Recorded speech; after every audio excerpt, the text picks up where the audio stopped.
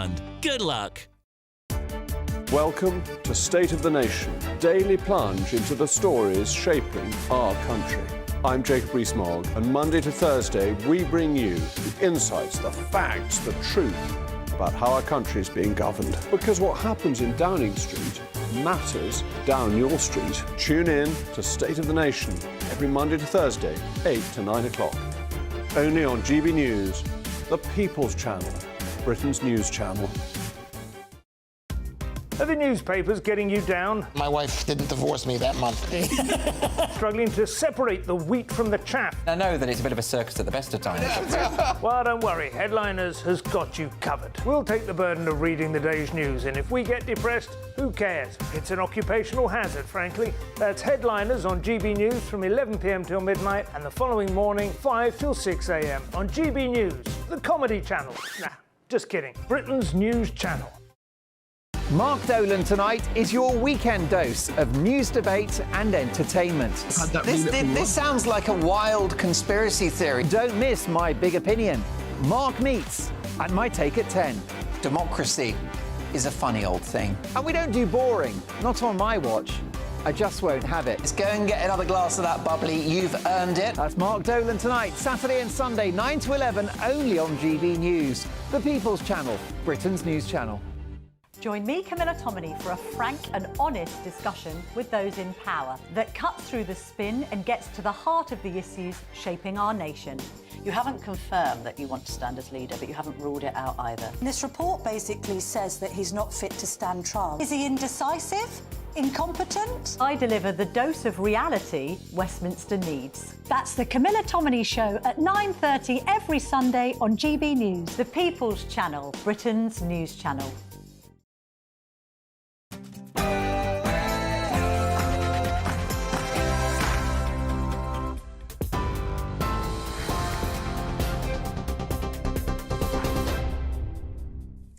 Good evening. The top stories from the GB Newsroom today. It marks 2 years since the passing of Britain's longest reigning monarch, Queen Elizabeth II.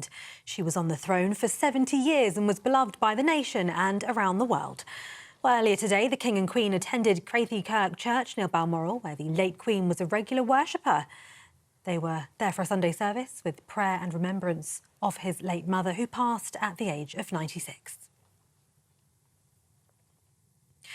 In other news, the Prime Minister has hit out at the previous government this morning, saying the NHS has been broken in ways that he called unforgivable. Those comments came as a Labour-commissioned review into how children are treated by the NHS is due to be published in the coming week. Health Secretary Wes Streeting set out Labour's plan to tackle the NHS crisis. Reform agenda is about three big shifts out of hospital into the community. So we get the GP appointments that people need, the social care that people need, care closer to people's homes, better for patients, better value for taxpayers. It's a shift from analogue to digital, so we're not working with outdated systems and allowing the waste in the NHS to go unchallenged. And then thirdly, from sickness to prevention, making sure we're supporting people not just to live longer, but to live well for longer through good public health and prevention measures. Those are the pillars of Labour's reform agenda. Meanwhile, Shadow Health Secretary Victoria Atkins told GB News that she's concerned that Labour are using this report to cover their plans to increase taxes. Concerns me about the way that Labour is seeking to report this report is that they seem to be chasing headlines. Lord Darzi is a very respected, eminent surgeon. Of course, he is also, it's fair to say, a former Labour minister and a former Labour peer. But this report should be about what the state of the NHS is and providing solutions. And what worries me is that Labour is using this report as cover for the tax rises they plan to raise on us all at the budget in October. Oasis have announced they'd send out an invite-only registration form for people to join a private ballot for tickets. And this comes after millions of people attempted to obtain tickets last weekend for the band's gigs next summer, but many were left disappointed. Oasis and Ticketmaster have also faced criticism following so-called dynamic pricing being used, leading to an investigation being launched. And the King has sent his heartfelt congratulations to the Paralympian athletes from Great Britain and also Northern Ireland, and from across the whole Commonwealth ahead of tonight's closing ceremony. His Majesty added, "Your example has succeeded in inspiring, encouraging and lifting the hearts of all." Well, Team GB have won a huge number of medals today, including in the kayaking, with a gold and a silver in the women's 200-metre KL2, a gold in the women's 200-metre KL3 and a silver in the men's 200-metre VL3. And those are the latest GB News headlines for now. I'm Tatiana Sanchez. More from me in an hour. For the very latest GB News direct to your smartphone, sign up to News Alerts by scanning the QR code or go to gbnews.com/alerts. The British Medical Association faces an internal revolt. The BBC has been found to have breached impartiality guidelines, and a woman is visited by police for owning an Anglo-Saxon helmet. This is Free Speech Nation.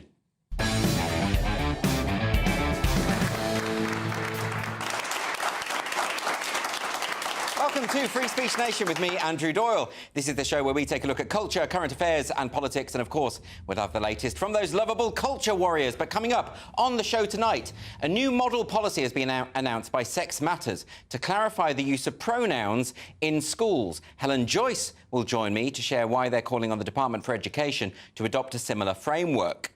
Are we seeing the rise of left conservatism? Populist parties have experienced success in regional elections in Germany, and Fraser Myers from Spiked will be here to unpick the results and analyse what this means for European politics more broadly. And as Elon Musk's social media app X is banned in Brazil, ADF International has asked the Inter-American Commission on Human Rights to intervene and overturn the ban. Lois McClatchy-Miller will be here to tell us all about that. And of course, I've got a wonderful comedian panel here who are going to be answering questions from this rather lovely studio audience. And my comedian guests this evening are Josh Howie and Lewis Schaefer. So, you're both very well. You've been abroad. Josh, you're looking very happy and content. So, although on the way out, my wife said that she'd read an article and she thinks that I'm depressed. What? But it's a specific type of depression, like male depression, where you don't show it in any way. Oh. So I don't know what she's talking about. Well, then you can't win in that situation. I know. She's just attacking me, and that's making me depressed. And is this why you're a fan of marriage? Is this why you are? Well, no, let's not go into it actually, because it's quite a dark pit. He's the epitome of marriage. He's got 5 kids. Yeah, it's too much. No, he's totally married. Yeah. Have you had a good week, Lewis? No. I mean, my problem is you ask me how am I doing, and I always think that that's like a real question, and no one cares. I know. I absolutely care. Yeah. Today I flew back from New York, which is your home, of course. And boy, does your jet need refueling. Yeah, it really does. It's just going to be about riddles tonight. What was in New York for you? Well, I went to a sort of an area where, Lewis Schaefer sort of pioneered the comedy industry in New York. Oh, you did? OK. Did they mention my name? Lots of people mentioned your name on every street corner. You're very well beloved there. You're missed. You should go back. Yeah, I think you pushed. Anyway, look, we've got this audience, so let's use them and get some questions. We've got a question from John. Where is John? Hello. Hello. Has the British Medical Association lost the plot on the gender issue? Yeah, we've spoken a bit about the BMA, and of course, they came out and said, this is obviously the union for doctors throughout the country, and they came out and sort of said, the Cass review, we need to reject it, even though it's the most significant research into paediatric gender care ever undertaken, and it was done by Dame Hilary Cass. 4 years. 4 years and just rejected by the BMA. But now there are signs that within the BMA, because a lot of people in the BMA weren't happy about this, and there's been an interview for The Observer with Dr. Jackie Davis, who has told the organisation that effectively what this has done is threatened the reputation of the BMA. And what do you think of that, Josh? Because, if they're just rejecting outright scientific studies in favour of pseudoscience, can we trust doctors anymore? It's not it's the leadership of this union. Yes. So the question is, how culpable are the rest of the doctors out there who are part of this union? And frankly, I think they are, because I'm sure they're sensible. I'm sure they don't want to damage kids, which is exactly what's been going on. Yes. And they have allowed this union to be overtaken by ideologues, and now they have to fight back. So, but a lot of, what is it a leak? It's a whistleblower, whoever it is, has said that actually within the broad community of doctors, a lot of people don't agree with this. Yeah, and but they're unhappy by the BMA. I don't care that they're unhappy or they don't agree. Do something about it. You've allowed your union that represents all the doctors who take care of all of our health, including the children, to basically take over and spread and perpetuate this ideology that is proven now to be damaging. Yeah. So doctors, get off your butt and sort it out. It's your union. Strong words from Josh Harry. Yeah. Lewis, you're going to have to beat that. No, you should tell Josh it's a comedy program. The problem is, Lewis, I'm very depressed at the moment.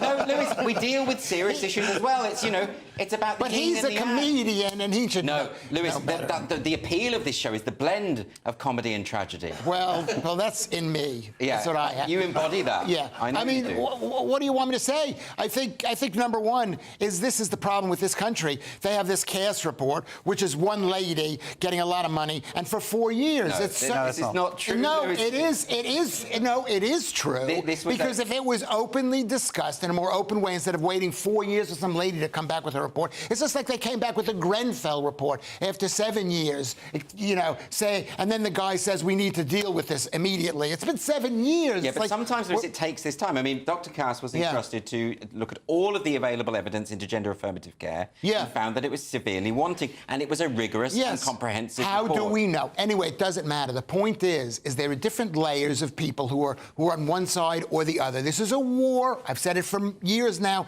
It's a war. On the top level are the people of the government and of the people who are the pushers of these drug gender-affirming things, which is just giving more money to people to mutilate children, and that's what it's for. And then maybe some doctors underneath and the union that supports it. And then there's some doctors. So, Lewis, this is the comedy bit, right? We do, however, have a broader problem, don't we, with ideologues taking over institutions, and it just goes to show that science is not immune, right? They're not ideologues. Of course they're ideologues.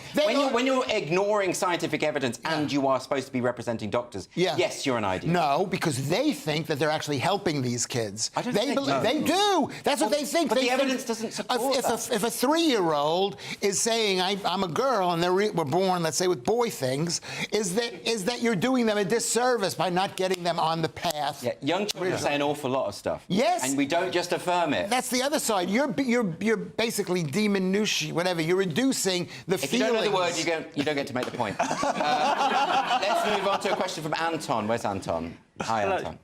Do you think the BBC should be more robust about their presenting? Well, I mean, the BBC, of course, this week has announced that they're cutting 100 jobs. However, they're also spending about £80 million on a diversity drive. Now, you're our diversity hire. Yes.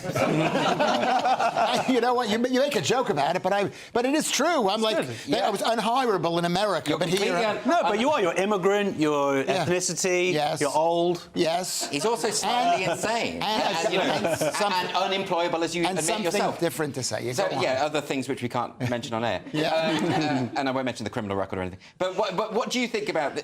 what do you think about this? Does the BBC really need to be spending another 80 million on a diversity drive? Because I would have thought that the BBC is already diverse enough, isn't it? The BBC should spend whatever money it has that it doesn't get from me to spend it any way it wants. Do you pay your licence fee? No, I don't pay it. Do you watch the TV? No, I don't watch the TV. Got you. Okay. No, I don't. I don't watch any of those programs. And you know, only watch yourself on repeat. Basically, you're like that woman in Sunset Boulevard. I don't even watch myself. I'm horrible. Oh, really? But unlike Josh, who thinks he's amazing.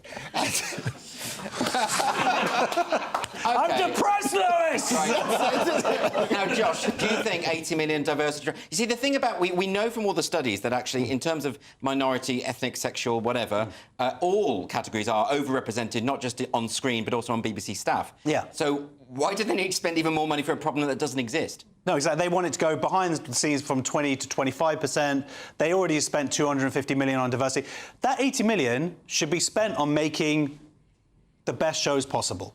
It'll never catch on. It should Crazy not be. idea. No, Very, it should very not be. You should reject it. The BBC is the state propaganda network. That's what they do. They come from the team world philosophy of telling they think they know better than we do, than the people know. We shouldn't be watching it. We shouldn't be paying for it. We shouldn't be having it. Well, for a bit of balance, let's get a statement from a BBC spokesperson who says, "We have been clear that the significant funding pressures we face means that every division in the BBC needs to make savings. While challenging, we aim to make these savings as far as possible through voluntary redundancy, and we can confirm that we expect to deliver the changes without closing any major services." Right, but what they're doing is I didn't check the actual numbers, but you know the people that they're firing are going to be older white men. They're going to be. We don't know that. You know it. Of course you know it. That's a supposition. And then where's the money going to? Diversity hires. So they're basically they're saying, look at us. We fired 80 white guys, and now maybe that's why I can't get a job there. That's not the only reason. Let's move on to a question from Mike T. Where's Mike T? Hi, Mike. Is the BBC biased in its reporting of Gaza? OK, all right, this is... we're going to open a can of worms here, because I think definitely. And we've now just had a report into the coverage, and they took 4 months' worth of coverage from the BBC. And this is kind of an incredible result, because this was Trevor Serson, who's a lawyer, found that the BBC had breached its own editorial guidelines more than 1,500 times. So, Josh, like, we've heard of the occasional, newsworthy breach. Like, for instance, when the BBC claimed that the IDF were targeting medics in a hospital in Gaza, which was completely false. And the 500 people be killed, and, Yes. it turns out it was actually a missile from Islamic fundamentalists, and it hit a car park. Right, exactly. So these are checkable things. It's anti-Semitic propaganda, which they then had to apologise. I mean, they admitted the mistake and apologised and all the rest of it. But 1,500 breaches? What's going on? So, mistakes happen. And that's going to be across any news organisation, right? Of course. But this is the first ever, systemic evidence of what people have seen all the time. But to see it like that presented in numbers and sort of black and white just shows there are just constant evidence of reporters working for the BBC outwardly supporting Hamas. This is, again, taxpayers' money, our money, going to pay their wages. Yes. And by the way, this isn't just something that's happened in the last year. This has been. I was on this show 3 years ago talking about how BBC News accused young Jewish teenagers of being racist towards these people, and it turns out they hadn't. It was proven, and the Jewish Board of Deputies had to get British Board of Jewish Deputies had to get on and hire a linguist to come and prove this audio tape. Didn't say that it was actually they were speaking in Hebrew. All this stuff. The point is, this stuff goes back decades, and this is again ideologically driven. And what makes it so frustrating is that they are meant to be impartial. And that is... But that's in their charter. That's exactly... So it's a betrayal of the charter. It's a betrayal of the people who pay for that. Yes. And it's also anti-Semitic. It's leading to hatred towards Jews out there. I get that you're going to have in the organisation lots of people with different opinions. But so what? It's about impartiality. Is it true at the moment that still the BBC does not refer to Hamas as terrorists, even though that is factually true? They are a prescribed terrorist organisation by the UK government. So it's wrong not to refer to them in that way. They had to be pulled kicking and screaming to refer to them now as something they have been prescribed as a terrorist organisation. That's the formulation they use. Exactly, which they don't always fall into. I mean, again, this comes back to the question of ideological capture, doesn't it? I mean, and I think from what you've said, Lewis, you're not a fan of the BBC, right? No, I'm not a fan of the BBC, and nobody who watches.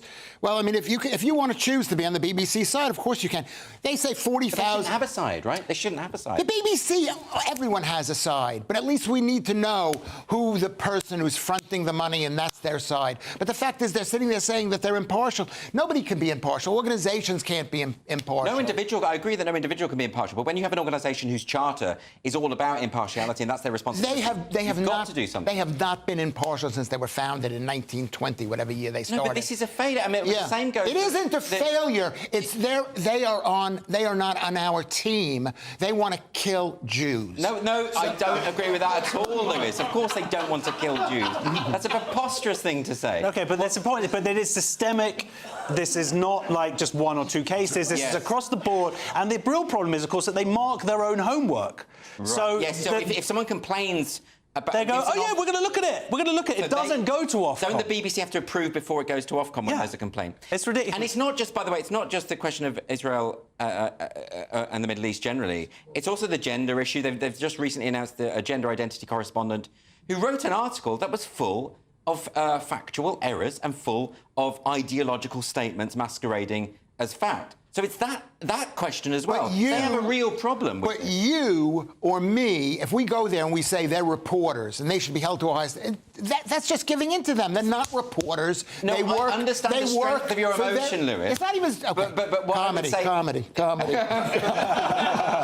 what I would say is I think there are a lot of people in the BBC who are trying their best, but there are also a lot of people who have to, they've got a whole identity group to veto stuff. I was asked to do some program on RTV. Yeah. Okay. And when you work on RTV, you're helping RTV. You're chosen to work for those people. They've chosen to hire you. And the truth is, it's those people. They're taking our money.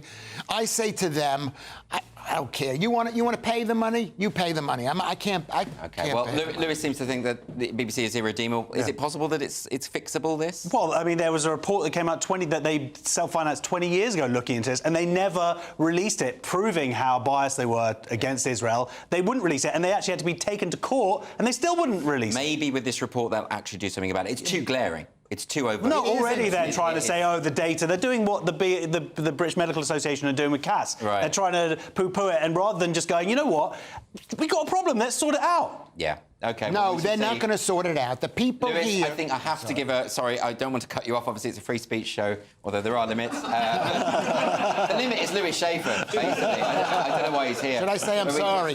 Should I say I'm sorry? Your apologies ring very hollow. But if there's still an apology, is if you sit there and you want to support Hamas, then you want to kill Jews. It's as simple as that. I hate to say it. OK, now you've clarified. That does make sense. Of course, that does make sense. Because that is in the Hamas Charter. Yes. Is number one, the first thing is we want to eliminate from Israel or from anywhere. From everywhere. All right, well, if only if you'd have said it that clearly before, we wouldn't have a problem. Well... OK, we do have a statement from the BBC. They've said, we have serious questions about the methodology of this report, particularly its heavy reliance on AI to analyse impartiality and its interpretation of the BBC's editorial guidelines. I think they're quite clear, aren't they, the editorial guidelines? OK. We don't think coverage can be assessed solely by counting particular words divorced from context. However, we will consider the report carefully and respond directly to the authors. As they throw it into the toilet. As they throw it into the... You know what I mean? I know what you think about this, Lewis. Anyway, let's get one more question quickly from Luke. Where's Luke? Good evening, guys.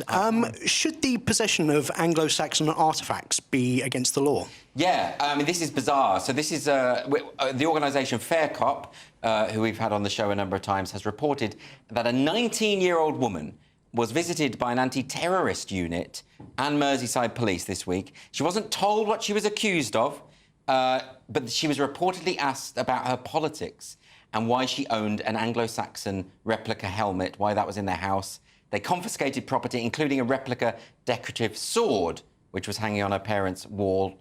And apparently, the officer reportedly said to her, bite your tongue before talking online. Now, all of the stuff we've been talking about, Josh, about the heavy-handed policing of people's opinions, this, if true, is insane, isn't it? Well, we don't know exactly. Like, it's the counter-terrorists unit. Yes, So it's like I want more information about, before I go into it. I will say that owning, I mean, it might be a sexual thing, owning the helmet.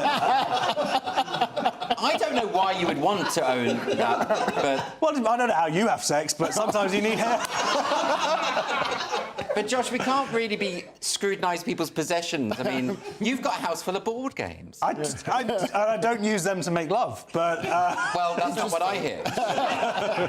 Yeah. Lewis, any thoughts on Anglo-Saxon helmets? Well, the truth is, the Anglo-Saxons were invaders to Britain, and they brought unbelievable harm to the what is called today Welsh population, the British population. Anglo-Saxons are un-British, and so maybe they should be destroyed. Well, I think there have been quite a while ago. Yeah. Anyway, OK, we have got this statement from Merseyside Police has said, we can confirm that the officers who attended were from counter-terrorism police, Northwest as part of inquiries into an investigation they're carrying out. So we'll keep an eye on it. As Josh says, we don't have enough details. I think he's absolutely right about that, but an interesting case nonetheless. Next up on Free Speech Nation, a model new policy has been created by the organisation Sex Matters to provide clarity on the use of pronouns in schools. Helen Joyce is going to join me shortly, and we'll be calling on the Department for Education to adopt similar measures. So please don't go anywhere.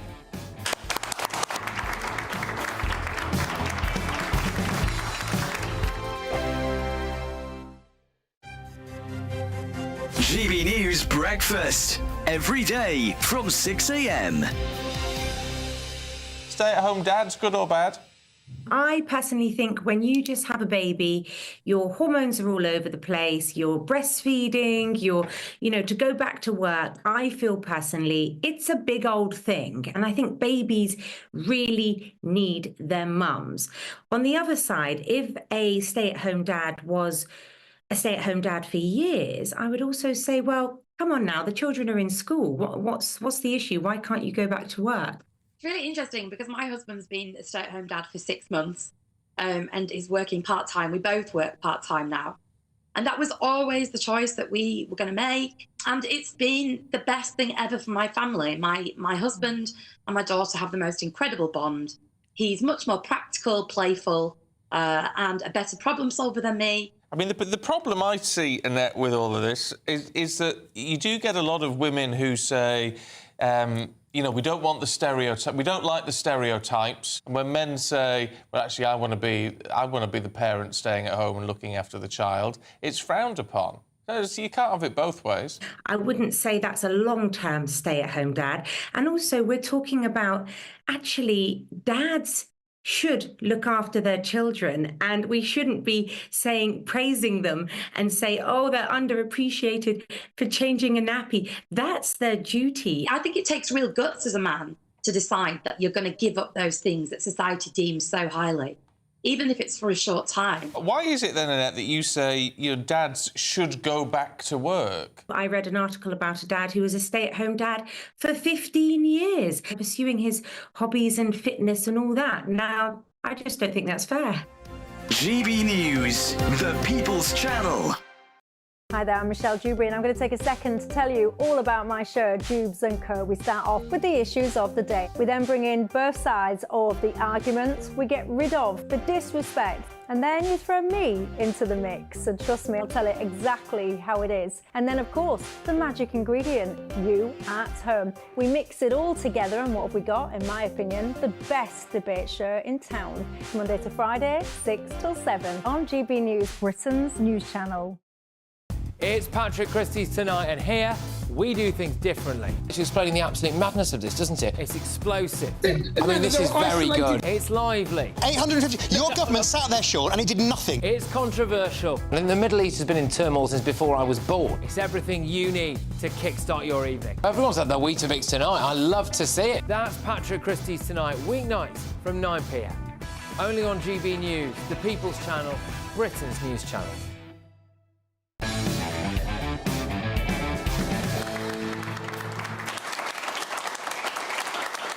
Welcome back to Free Speech Nation with me, Andrew Doyle. Sex Matters has written a new model policy for schools in an aim to provide guidance on gender-confused children and issues such as pronoun use. Many consider this a grey area as to whether teachers should be legally required to use a child's preferred pronouns. The organisation's policy against such a move explains that if teachers did use a child's preferred pronouns, it would encourage the expectation that the status of the child's sex and requirement to follow sex-based rules have changed or will change during their school career. So with me now to discuss this model policy is the Director of Advocacy at Sex Matters, Helen Joyce. Welcome back to the show. Thanks for having me on. So, Helen, we've been looking at this schools guidance for a long time. Schools have been crying out for guidance for ages, and finally the Tory government got round to it. There was a draft form. Where are we now with the guidance? So the Tory government, as you say, published a draft for consultation. That consultation came back, it was analysed, and the results were sent privately. We haven't seen them to the DfE about a half a second before somebody called a snap election. Right, I see. So what? Yes. So what was the broad element of the guidance, and what sort of things were they suggesting we should do? They seem to have worked on it for years and years, quite hard, and what they got to the point of was understanding that, you know what, kids are both boys and girls, and boys can't become girls and girls can't become boys. Right. They worked out that you can't tell the boys they can use the girls' spaces and vice versa. You can't get the boys to play the girls' sports and vice versa. But they got stuck on this idea that you might call the boys girls and the girls boys. So that's interesting, because what you're describing there are surely legally protected spaces in schools, and yet we've had a lot of schools just sort of making it up as they go along. More than making it up as they go along, what they've been doing is taking dictation from the trans lobby. Organisations like Stonewall and Mermaids have claimed that it will be discrimination on grounds of gender reassignment if you don't let a boy who thinks he's a girl use the girl spaces. Right. And missing the point that actually there's legal requirements on schools to provide girl-only spaces, and letting boys in would be discrimination on grounds of sex. Also very unsafe. Yes, of course. I mean, it's not just about the potential for sexual assault. We've seen the case going on in County Loudon in Virginia, but also just privacy and dignity. And I'm sure teenage girls just don't want to be sharing their spaces with boys, right? I mean, you've been a teacher. Yeah. Boys and girls are different in many ways, and Yes. one of the ways is the boys are messers. Yes. And they're messers in the loos as well. Like they do things like, you know, wadding up the toilet paper and throwing it over the top of the toilets and things in a way that girls don't quite do. No, they're barbarians, I know. They're absolutely true. But you said it, not I. But no, this guidance is really, really important, because I know a lot of school teachers. I used to be a school teacher myself. A lot of people don't know what they should be doing, and a lot of schools appear to have taken the approach that we will socially transition the children. That's right. We will use the pronouns they prefer, the names that they prefer. But am I right in thinking that the Cass Review did quite explicitly state that that could be a psychological intervention that could have damaging consequences? It is a psychological intervention. And the Cass Review said, yes, that could be. But it's not quite exactly that we're saying. We're saying schools are institutions that deal with children. Children can't change sex. Everybody has a sex. Everybody has sex-based rules. So mostly you don't discriminate between children on the basis of their sex. You don't, like, it's not like when I was a little girl and you taught the boys woodworking and the girls cooking. You know, that would be direct sex discrimination. We don't do that anymore. Yes. So when you separate boys and girls, when you have a rule about boys and girls, there always has to be a reason. And that reason can't be set aside because that child is confused about their sex, because the reason has to have been there for something meaningful. Yes. So you would be putting the trans-identifying child or the gender-confused child outside the normal framework that is there for a reason. And that reason is often to keep children safe. So then what do you do with a child who is suffering from confusion, and they feel that if a teacher doesn't use their preferred pronouns, that is a form of abuse or an insulting approach? That one's a difficult one, especially if you've already started down that path. And we think that the DfE is going to have to give schools guidance on how to wind back from when they've got this wrong. Yes. But when it comes down to it, the fact is there are sex-based rules. And, you know, rules are written in words and they're conveyed in words, and teachers make sure that children are sticking to the rules by using words. So if you say, oh, this boy is really a girl and I'm going to call him she, but he's not allowed to go into the girls' spaces. Like, how are you doing this? There's a sort of a contradiction here that you're saying, you know, Priscilla's a lovely girl like all the other girls, but she's the sort of girl who can't go into the girls' toilets. Well, what's the reason? Well, because she's that sort of girl. Yes. No, it's because she's a boy. You know? Well, I don't think people appreciate what's been going on in schools. I mean, I had a school teacher friend of mine saying that he was told by his head mistress to lie to the parents, effectively. In other words, use the names that the child wanted, but not to do so on the report home. Yep. That really compromises a teacher's, ethical position, doesn't it? So that's a good link to something else that this government has got right. I mean, you asked what's happening with the schools' guidance, and the answer is that it's with the DfE. And I mean, I'm not worried about that. There's been a summer, there's been an election, we're now in autumn. I hope that they're going to deal with it, and, you know, I don't think they've delayed at this point.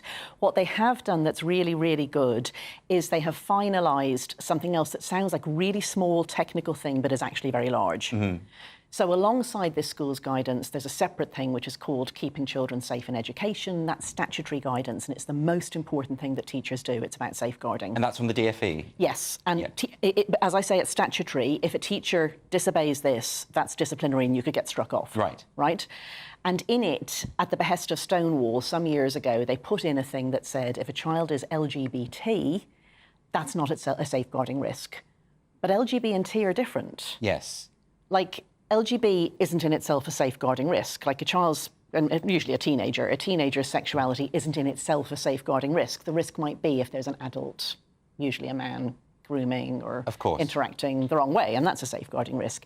T is pretty much always a safeguarding risk. Right. Can you explain why? Well, T means that you think, if you're a boy, you think you might be a girl, or you're unhappy being a boy, and the other way around. Yes. You might be looking for drugs online, you might be talking to strangers online, you might want to breastbind. At the very least, you're not comfortable in yourself. Yes. So that's the sort of thing you'd tell a parent. Of course. But schools, as you say, have been under this impression that it's something you don't talk to parents about because you might out the child. And right. That's what might be the danger. And that's very interesting because the idea of LGBT, as you say, these are very, very different ideas. The idea of sexual orientation and gender identity have nothing at all to do with each other. So actually that's a really significant linguistic shift, isn't it? It is, and they aren't even saying T. What they're saying is children with gender distress or children who are unhappy about their sex, or I forget the exact wording, but they're moving away from the concept that there is such a thing as a trans child. Yes. And it really gives me heart that the DfE is doing this because, you know, I bet you that was a fight behind the scenes. You know, I don't know, but it was a fight behind the scenes under the Tories, so I bet you it's a fight now. Yes, absolutely. Well, let's talk a bit about that because the Labour government, historically speaking, or at least I say historically, the last 10 years or so, have not been really on top of these issues. They've been very disappointing when it comes to the gender identity issue. They seem to be taking this kind of this faith in such a thing as gender identity and saying that's more important than sex. But we've seen a slight change now with Wes Streeting's response to the Cass review. Do you think that Labour is moving in the right direction on this? Well, I'd start by saying that I think that most politicians have been very disappointing. Yeah. I mean, remember, the Tories were in government since 2010. All of this happened under their watch. Yes. You know, we cannot say, oh, they were doing brilliantly and in comes Labour to mess it all up. Absolutely. Theresa May was the person who wanted gender self-ID. But as you say, Wes Streeting really does seem to get it. So he, you know, he accepted the findings of the Cass review. He has continued the ban on puberty blockers. And that's under a great deal of pressure. So Jolyon Maugham Good Law Project, for example, Jolyon Maugham tweeted about how there would be parents would be coming and putting the ashes of their children outside the Department of Health if Wes Streeting continued in the path that he was going. That's such a reckless thing to say. I know, and I know what this is like. I personally know what it's like when people say that because of what I say, I'm causing the deaths of children. It's the most painful thing someone can say to you. It's a wicked and vicious thing to do, and Wes Streeting has had that since he became Health Secretary, and he has stood up. And that's something that the Cass review did directly address. There is no evidence for this this idea that these children will kill themselves unless you use the names they want you to use. More than that, the evidence is that's not correct. Right. Like, we've debunked that. That was a false claim. That's hugely significant as well, because that has been a thing that has been parroted by politicians over and over. A lot of it's fear, isn't it, I suppose? Yeah, I mean, I think the thing is that the worst thing that could happen as a parent is that your child dies, and my sympathy goes out to anyone this has happened to in any circumstances. Of course. You know, as a parent myself, I can't imagine the pain they're going through. Yes. But to then use that fear of that pain to basically manipulate and emotionally blackmail parents into doing something that we now know does not help. Yes. It's a wicked thing to do. But we've seen, haven't we, so many groups just ignoring the evidence of the Cass review. We saw with the BMA, of course, we were discussing that earlier in the show. So is anything actually going to change? Because I know when the draft consultation period was underway, there were activist groups telling teachers you should ignore the guidelines. Is this thing that is it just impervious at this point? I mean, it took a long time to get it in. I think of it as like bindweed or Japanese knotweed, you know, and I spent the afternoon gardening. If anyone could see my nails, they're a disgrace. They all broke and they're all dirty. You know, pulling weeds out is just an endless task. And what happened is we allowed this to spread everywhere, and now we have to pick it out. I do think we can do it, but I think we just have to keep pushing, and it really heartens me that Wes Streeting understands that, and then that Bridget Phillipson at the DfE has kept this guidance about keeping children safe. I hope that that's a sign that the school's guidance will be good too. And what we've done in our model policy, the point of it is to operationalise what the DfE's draft guidance will say. Yes. Because every bit of ambiguity gets manipulated and taken advantage of by the trans lobby. So you're saying you should foolproof this, in other words? Yes, and what we would like to see is that the DfE says to schools, to school leaders, who are often much more sensible than school teachers because they're the ones who talk to the lawyers and the insurers and the like, we're saying to the DfE, operationalise this, write a model policy, tell schools that if they follow it and they get sued, because of course there are activist parents as well, we'll stand behind you. Right. And then schools will step in line. It won't matter whether it's statutory or non-statutory. What schools want to know is to be told what to do and to be told it's legally safe. Yes. Well, Helen, thanks for clarifying that for us. Is there any way that people can find out more about it on the Sex Matters website? Yes, if you go to our website, which is sex-matters.org, you can download it, and we'd love people, absolutely love it if you gave it to your own school and went in to talk to them about it. Fantastic. Helen Joyce, thanks so much for joining me. And next on Free Speech Nation, German regional elections have made the headlines in recent weeks, and Fraser Myers will be joining me to unpick the results and look at what trends can be uncovered. Please don't go anywhere.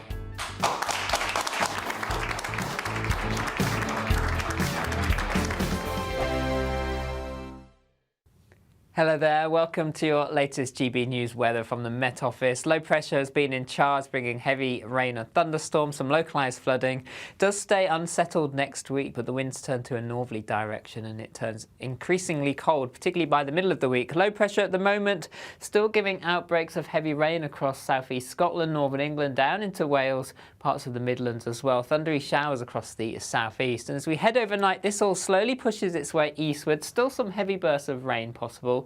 Drier across Northern Ireland and Scotland with a few showers here. Under the clearest skies across Scotland, temperatures dipping into single figures. Elsewhere, under the cloud and rain, holding up around 12 to 14 Celsius.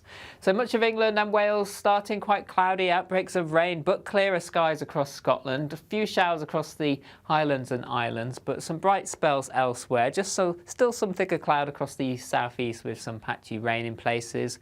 Bright skies across Northern Ireland to start Monday morning, though rather cloudy across much of England. Those sunny spells starting to develop across Wales and the West Country first thing on Monday morning. And then through the day, the bright spells across the west just slowly start to push eastwards. It does mean, though, central eastern parts of England staying cloudiest for longest.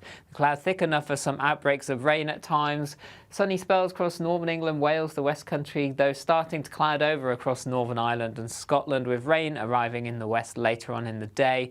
Temperatures cooler for all, generally near average for the time of year, 16 to 18 Celsius, perhaps locally 20 towards the southeast. Turning more unsettled on Tuesday as a weather system pushes southeastward, some outbreaks of rain, showers following. The winds picking up, some strong and gusty winds across northern and western parts of the UK as well, and starting to feel colder. And that cold theme continues through the week ahead as well. Temperatures falling below average for the time of year. See you soon. I'm Andrew Pearce. This is GB News, the People's Channel, Britain's news channel. If you want your news to be straight talking... This is a nightmare for the Conservatives again. Down to earth. It's not just Nottingham where this is happening, is it? And most importantly, honest. Hard-working, middle-class taxpayers, they'll get their book thrown at them. Then catch me, Martin Daubney, Monday to Friday, 3 till 6 p.m. on GB News, Britain's news channel. In the GB Newsroom, we bring you the news as it happens. With our team of dedicated journalists across the UK. We're ready to keep you up to date with what's happening every half an hour, every single day. Bulletins here on GB News. The People's Channel. Britain's news channel. I'm Bev Turner. Thank you for joining us on GB News, the People's Channel, Britain's news channel.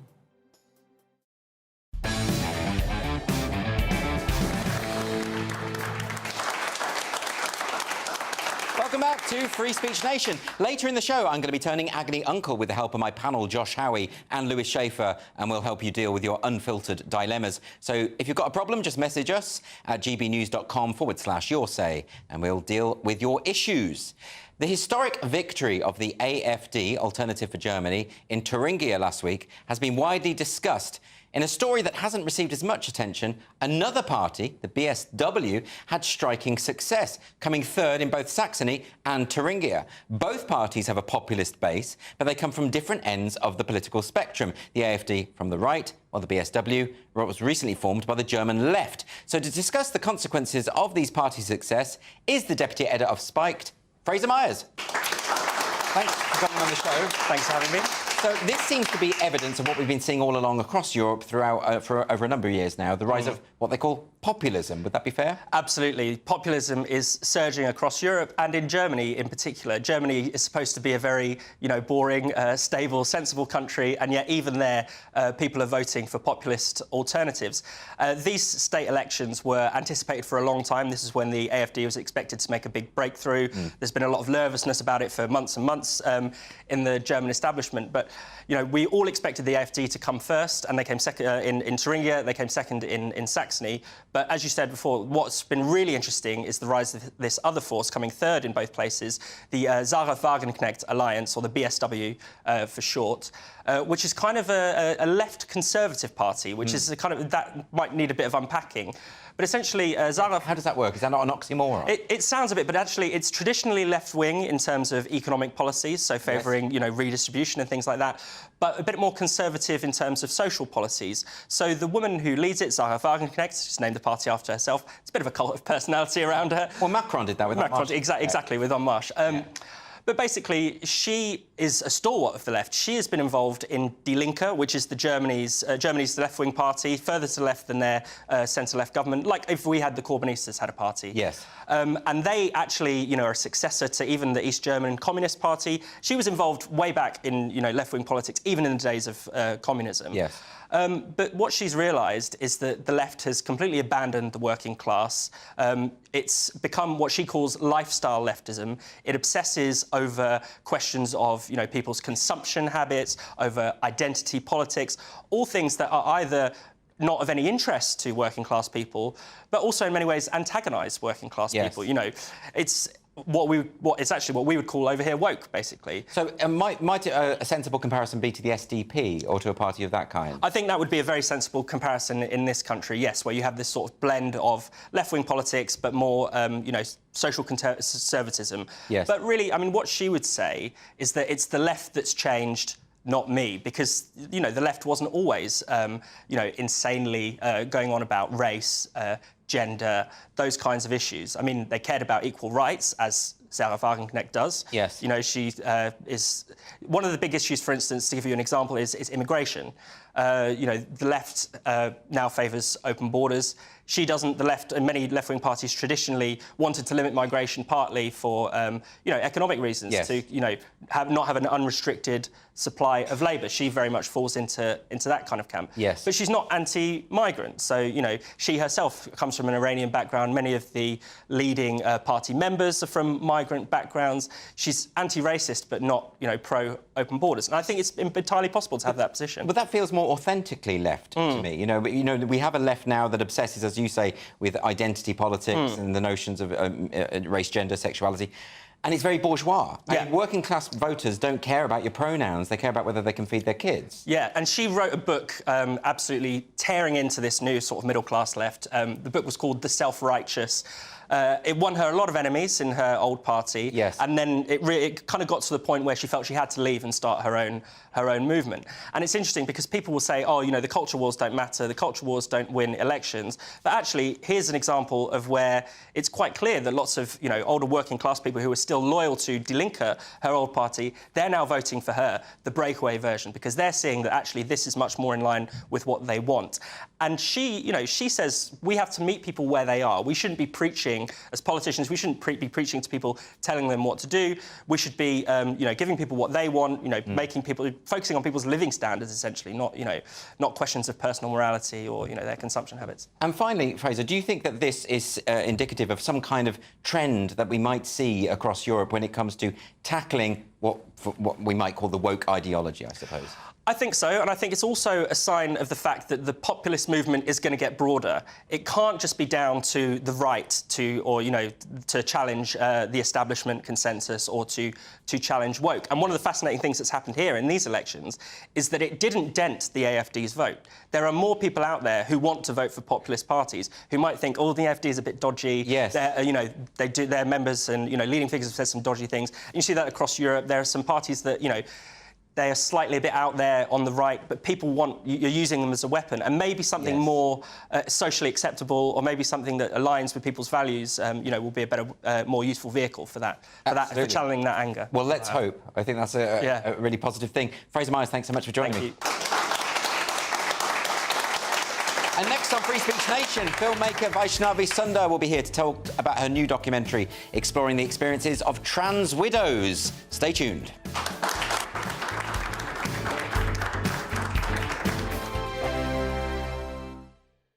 Tune in to Friday Night Live with me, Mark Dolan. GB News royalty with your perfect start to the weekend. Lucky us! Feisty and fearless guests. Well, I'm a normal person, so ask me. Honest opinions that raises more questions than a Gary Barlow tax return. And a few surprises along the way. Might be cold in this studio.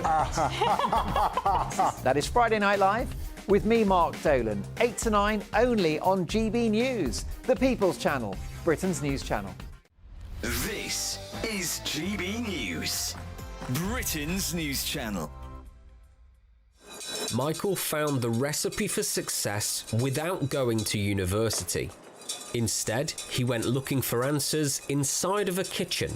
The 22-year-old has just finished a Level 2 course in professional cookery at UCB, a college in Birmingham. When I started UCB, I was expecting to be so intense from day one, but it's not. It sort of builds up, so to the point where you get comfortable. And building that comfort is a huge part of becoming a chef, because you need to be comfortable being in your own skin. This week, tens of thousands of students get their A-level results. The college wants them to remember university isn't the only option after school, and West Midlands Mayor Richard Parker agrees. University is the right route for lots of our young people, but there are other pathways to getting access to qualifications that will give young people the skills they need to succeed in life. Further education principal Rosa Wells says apprenticeships and technical courses are also great routes to a career. Here at University College Birmingham, we offer vocational courses. These are hands-on technical courses that can give people a different opportunity, something different to school. So we've got brilliant facilities that really give students industry standard training. A skills shortage across the UK means youngsters learning trades are desperately needed. 36% of job vacancies are due to shortages. The Labour government's new body, Skills England, has been created to bring training providers and businesses together with local and national authorities plus unions to target trade gaps and regional requirements. Michael's now finishing his qualification. Where he goes next is down to him. GB News, the People's Channel. Good afternoon, Britain. Your lunchtime update on the stories that matter across the UK.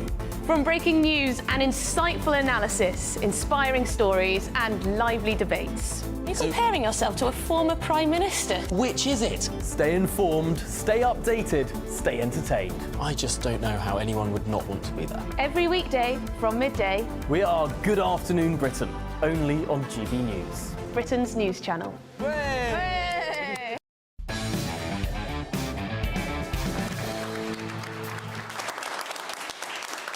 Welcome back to Free Speech Nation with me, Andrew Doyle. Filmmaker Vaishnavi Sundar has become well known for her work on gender ideology, particularly focusing on trans widows. Her new documentary, Behind the Looking Glass, looks at the lives of women whose partners have or want to transition. Let's take a look at a short clip. Hear about the women who stay. Some of them will now say that they're lesbians. The story of women that leave is hardly covered at all. Joining me now is the director of Lime Soda Films, Vaishnavi Sundar. Welcome to the show. Thank you so much for having me, Andrew. So congratulations on the film. Perhaps you could just tell us a little bit about it. Sure. It was 3 years in the making, and we had a worldwide premiere on the 30th of August. So in about 8 days of time, we are heading towards 100,000 views. We have been successfully shadow banned and demonetized by YouTube, so which means I could call it a hit. Absolutely. Now, this is something that people have mentioned to me before, that whenever they put something up that YouTube doesn't approve of ideologically, that, or any of the social media platforms, indeed, that they will stifle its reach. But where can people see it to sort of circumvent this? Well, It is available on YouTube at the moment, but they're not able to search for the film if they type in the words on the search bar. But, it is there on my channel. And apart from that, I have on my social media made sure that the links are available plenty everywhere, in every tweet I post. And thankfully, the feminists have been really encouraging in that. They have been doing their bit and sharing it and promoting it everywhere possible. So if you just look it up, it's available. It's just going to take us a little bit more time to find because of the shadow ban. Yes. Now, of course, in terms of the substance of the film, you've spoken with, there's a lot of interviews with what you call trans widows, and people might not be familiar with this concept. Perhaps you could explain what is meant by that. No, trans widows has been the terminology that these women have collectively decided to use for themselves. They identify with this terminology because it has just brought them together worldwide. People have been able to associate themselves to the word widows because they feel like their partners have pretty much died, because in one sense you could say that it is so, because if you call them by their previous name, apparently it is dead naming, but somehow the wives of these men aren't allowed to call themselves trans widows. So they get a lot of stick for it, because from real widows, that is, because apparently it was offensive to do so. But then it really is a terminology that has brought them all together, and if that is what has brought them together, then that should continue to use it, I feel. It's basically just women whose partners have died, have or want to transition, really, and they consider themselves trans widows worldwide. In terms of your investigation for the film and speaking with these women, what kind of impressions have you gleaned from their experiences? Well, it is of particular interest to me because I've always centered women in all my projects, and violence against women has been one of the very important topics that I've touched upon in all my projects. In this particular case, there are multiple layers, even though it is considered domestic violence where the husbands are being abusive. In any other scenario, these women would have been given the platform to speak about it, would be provided with help and assistance to come away from this abusive relationship. But when it comes to this particular situation, they aren't allowed to talk about it. Their speech is stifled. And they aren't even allowed to say that they are being abused, because the person who is abusing is this stunning and brave trans-identified males. So they aren't allowed to talk about it. They aren't allowed to reach out to other women because they are considered to be liars, and they are being accused of making this whole transition thing about themselves, while all the women are doing is just saying, don't abuse me. I don't want to be part of this relationship. Let me out. So they have the trauma of the situation of the relationship coming to an end in this wildly unexpected way, and then in addition to that, they are abused for speaking out about it. Is that what you mean? Yes, you're absolutely right. And when they seek out help in the form of, say, therapy or in support groups and things like that, they are being told that they should affirm their husband's views. They are being told that they are supposed to just enjoy this, because many women apparently enjoy this as part of their sexual activity. So they should just be quiet. And probably one woman was told that she should have a tranquilizer and just get on with it. Wow. OK, well, I think everyone should see the film. It's called Behind the Looking Glass, and you can find it on Lime Soda Films' YouTube channel. Is that right? Yes, that is correct, yes. Fantastic. Vaishnavi, thanks so much for joining me. Really appreciate it. Thank you so much, Andy. Thank you.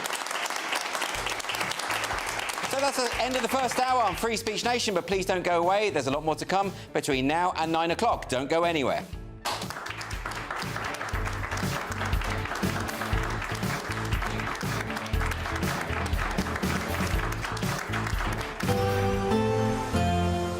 A brighter outlook with Box Solar, sponsors of weather on GB News.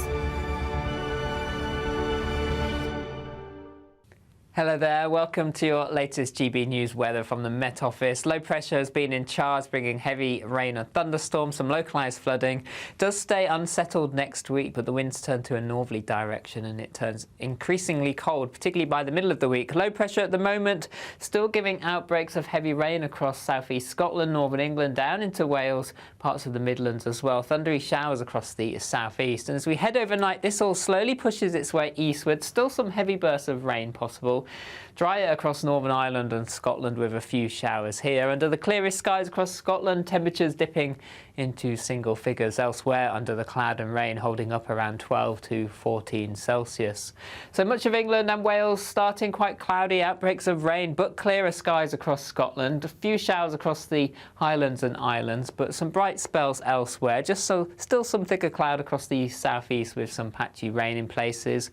Bright skies across Northern Ireland to start Monday morning, though rather cloudy across much of England. Those sunny spells starting to develop across Wales and the West Country first thing on Monday morning. And then through the day, the bright spells across the west just slowly start to push eastwards. It does mean, though, central eastern parts of England staying cloudiest for longest. The cloud thick enough for some outbreaks of rain at times. Sunny spells across northern England, Wales, the West Country, though starting to cloud over across Northern Ireland and Scotland, with rain arriving in the west later on in the day. Temperatures cooler for all, generally near average for the time of year, 16 to 18 Celsius, perhaps locally 20 towards the southeast.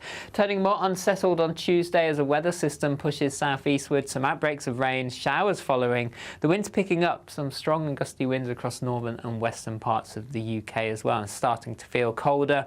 And that cold theme continues through the week ahead as well. Temperatures falling below average for the time of year. See you soon. That warm feeling inside. From Boxed Boilers, sponsors of weather on GB News.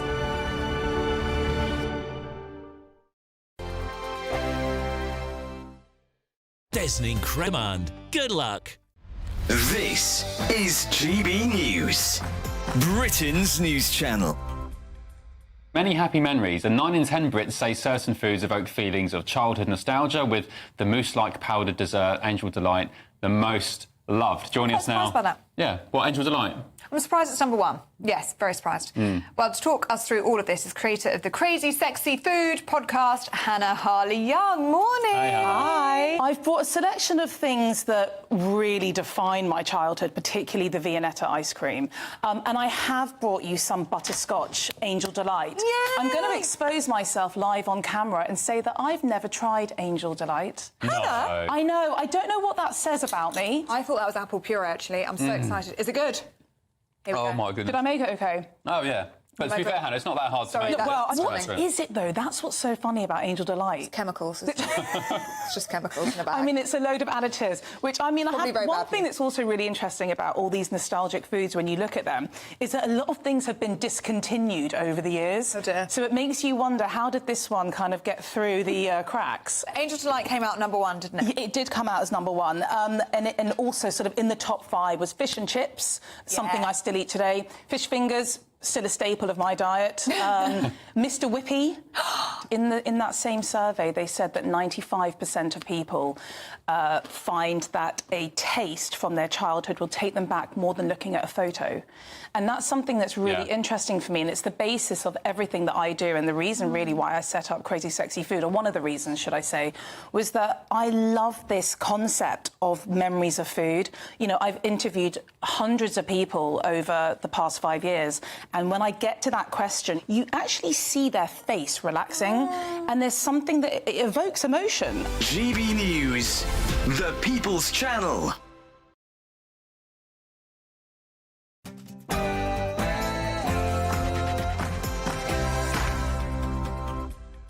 There's plenty more still to come on Free Speech Nation this week, but let's get a news update first from Tatiana Sanchez.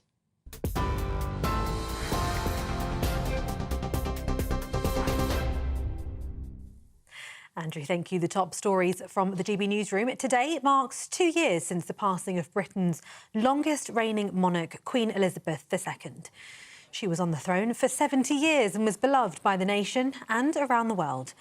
Earlier today, the King and Queen attended a church ceremony near Balmoral, where the late Queen was a regular worshipper.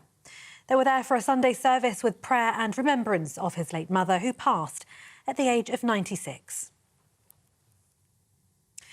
The Prime Minister has hit out at the previous government this morning, saying the NHS has been broken in ways that he called unforgivable. These comments come as a Labour-commissioned review into how children are treated by the NHS is due to be published in the coming week. Health Secretary Wes Streeting set out Labour's plan to tackle the NHS crisis.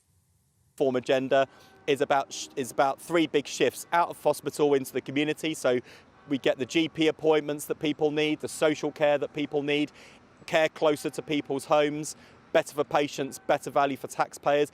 It's a shift from analog to digital, so we're not working with outdated systems and allowing the waste in the NHS to go unchallenged. And then thirdly, from sickness to prevention, making sure we're supporting people not just to live longer, but to live well for longer through good public health and prevention measures. Those are the pillars of Labour's reform agenda. Meanwhile, Shadow Health Secretary Victoria Atkins told GB News that she is concerned that Labour are using this report to cover their plans to increase taxes. Concerns me about the way that Labour is seeking to report this report is that they seem to be chasing headlines. Lord Darzi is a very respected, eminent surgeon. Of course, he is also, it's fair to say, a former Labour minister and a former Labour peer. But this report should be about what the state of the NHS is and providing solutions. And what worries me is that Labour is using this report as cover for the tax rises they plan to raise on us all at the budget in October. And lastly, police are investigating the unexplained deaths of a woman and child in Cornwall. Devon Cornwall Police said officers were called by the ambulance service at just after 10 o'clock this morning following a report of concern for the welfare of 2 people in the Bodmin area. The force said emergency services were called to a property in the Fletcher's Bridge area where a woman and a child were both given medical treatment, but both were confirmed dead at the scene. And those are the latest GB News headlines for now. I'm Tatiana Sanchez. Now it's time for Free Speech Nation. For the very latest GB News direct to your smartphone, sign up to News Alerts by scanning the QR code or go to gbnews.com/alerts.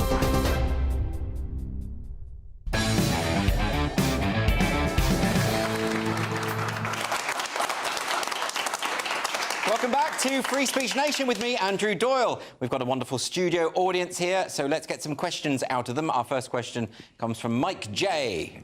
Hi, Mike J. Hiya. Is Keir Starmer right to justify Labour's stance on the scrapping of the winter fuel allowance? That's really interesting. What do you think about that, Mike? Are you a fan? Absolutely not. I think it's cruel and unnecessary. Yeah, I mean, it's obviously been all over the press, and this is a tricky one, isn't it? Because Starmer had said, had pledged, everyone's going to lose £300 off their energy bills, and it seems to be going the other way, doesn't it? I think it should be more. Really? You think people should pay more? No, I just think what I think it is the idea that it's a blanket payment, and the reality is there are lots of wealthier baby boomers and who don't need that money. So the question is, are the people who don't have that money, who lose that money, going to be protected and be safe? They're saying that they will ensure that that's the case. I mean, whether you have faith in this government or not, that we'll have to see. Yeah, but he's acknowledging that this is going to be really, really unpopular. So in a way, you could say that's quite a noble thing that he's sort of making that decision anyway. But it's not necessarily the right one, is it? No, I think it is the right one. You do? Yeah, I don't think that there should be a blanket payment that's gone out. It's only a recent thing. It's only a few years old. It's not. Well, I agree. I don't think there's a place for government at all, practically. And this is taking, whenever you... Yeah, where's the... You're an anarchist. Where is the £500 coming from? And it's coming to me because I'm 60. I know you don't think I'm that old, but I'm 67, so I got a check. And this year I'm not getting a check this year, I think. But the point is this: where is all the money coming from? He's right. There shouldn't be. The budget is £1.2 trillion. I love how he just makes up. By the way, just because I'm saying that doesn't mean that I think that the money that's alternatively being spent on things like the increase of wages for the trained, they go, we need this, we need this. I don't think either are right. I don't think the government should be running trains. No. I don't think the government should be doing anything. I think people here, they have to take a stand. We're anti-government. The less money that goes to the government and the more money that just remains for us. Yeah. I mean, you're a libertarian then. I also have 2 pensions. Okay. Look, let's move on. Let's get a question from Barbara. Where's Barbara? Hi, Barbara. Hi. Should schools ban short skirts? Wow, yeah. This was a school... now, I couldn't believe this when I read this. This is a school called Ryde Academy, and this is on the Isle of Wight. And the girls were... they were made to line up and have their skirts measured when they were coming back to school. This is a secondary school. That's got to be quite degrading, hasn't it? No. What? But you think that's acceptable? Is that not sort of shaming them for what they're problem is wearing? there's a lot of these kids are trans. They need the skirts need to be long enough to cover the testicles. This is not what's going on here, Josh. I mean, look.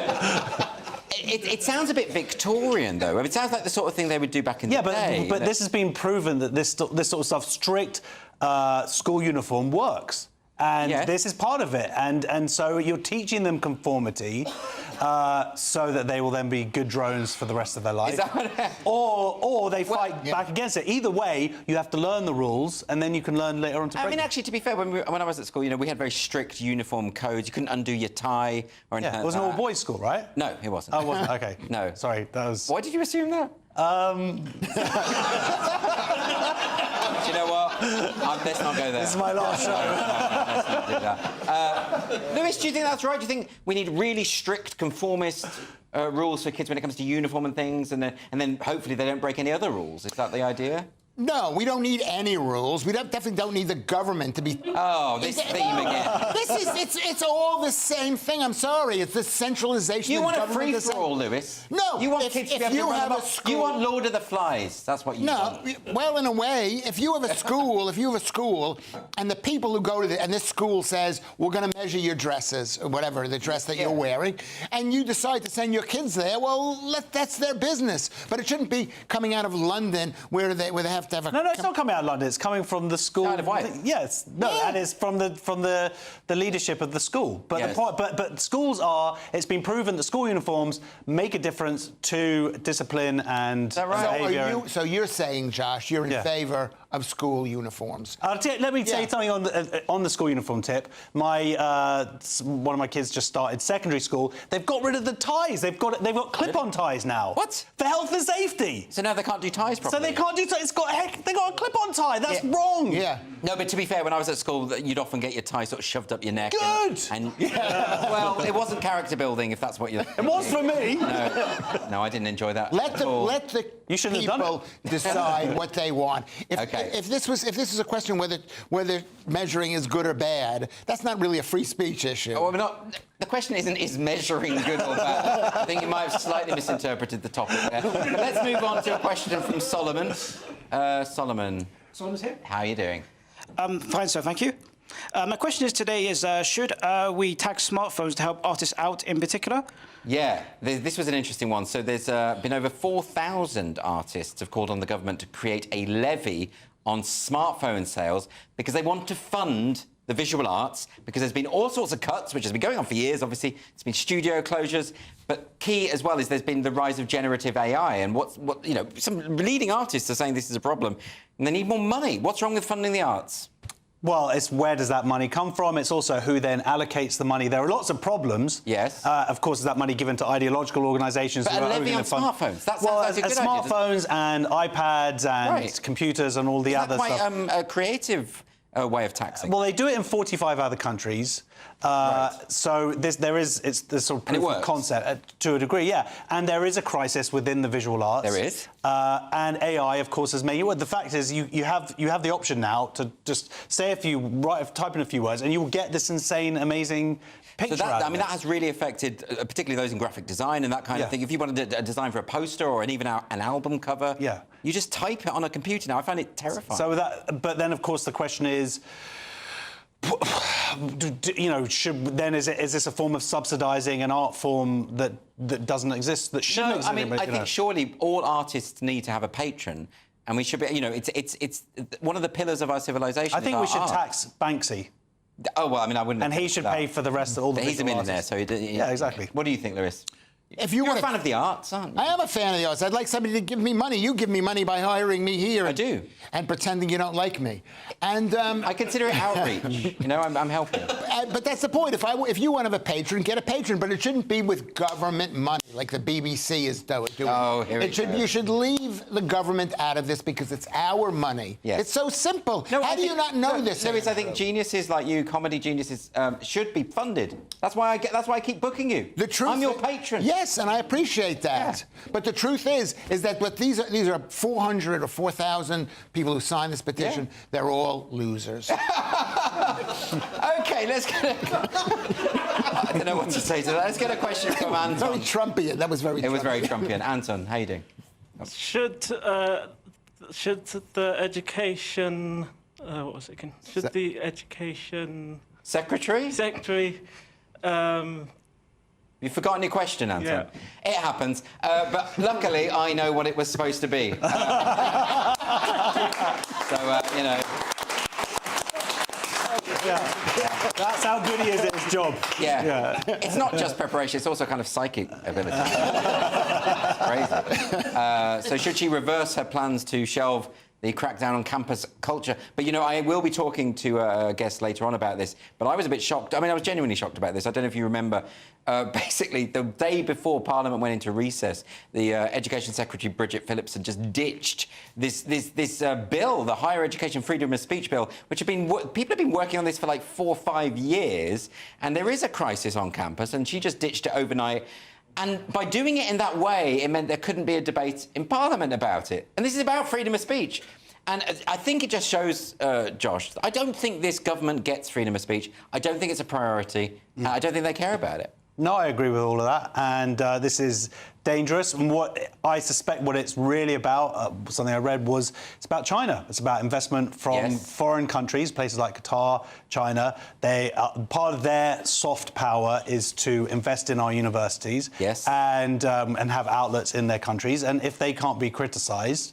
Well, this is part of it, isn't it? That people were worried that, say, if Oxford or Cambridge had a campus out in China or a department out there, they wouldn't.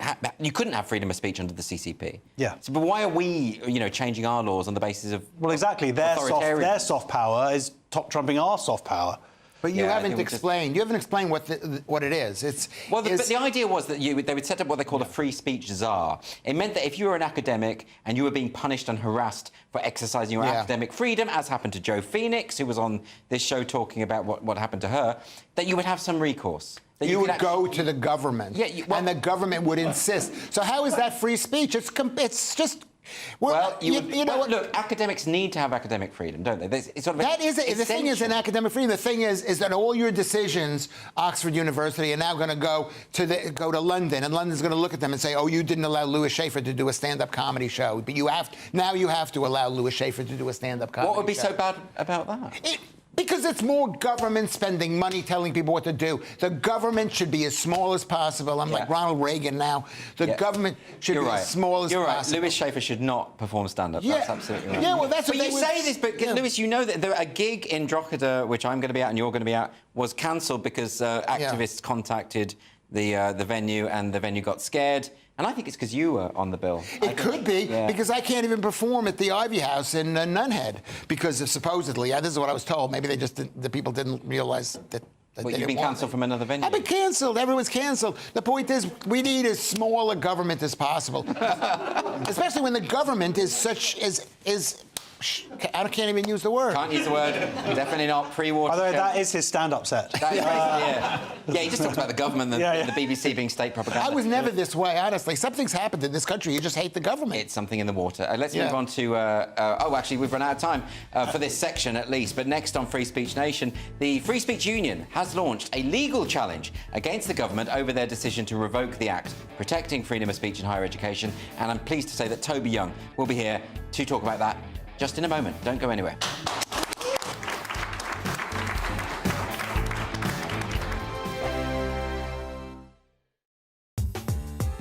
I'm Christopher Hope. From pop stars to politicians, I'll interview anybody in a pub who's got a political opinion. Join me every Friday on Spotify, Apple Podcasts, YouTube or gbnews.com, or wherever you get your podcasts.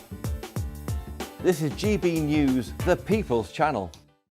If you want your news to be straight talking... This is a nightmare for the Conservatives again. Down to earth. It's not just Nottingham where this is happening, is it? And most importantly, honest. Hard-working, middle-class taxpayers, they'll get the book thrown at them. Then catch me, Martin Daubney, Monday to Friday, 3 till 6 p.m. on GB News, Britain's news channel. Good afternoon, Britain. Weekdays from midday.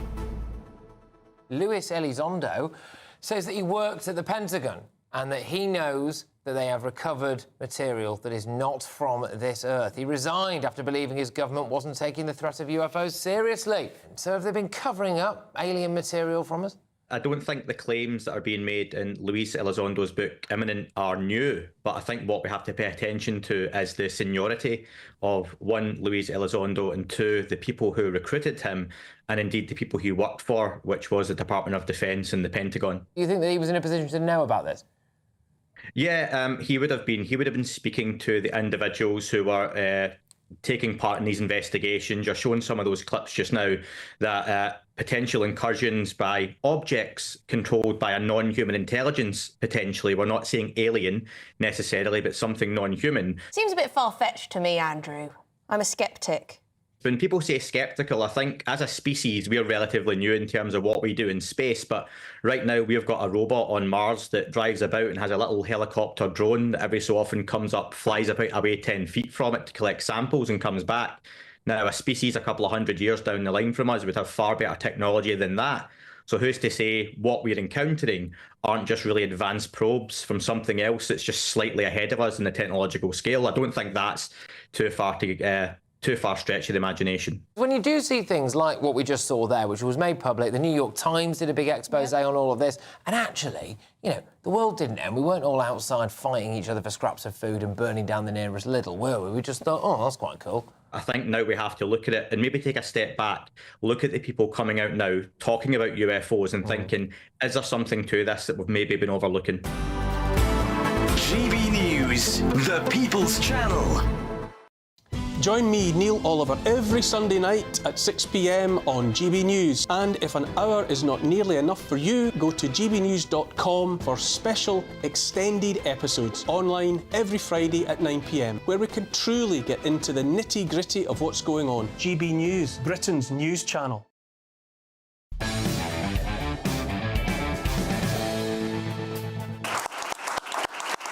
Welcome back to Free Speech Nation with me, Andrew Doyle.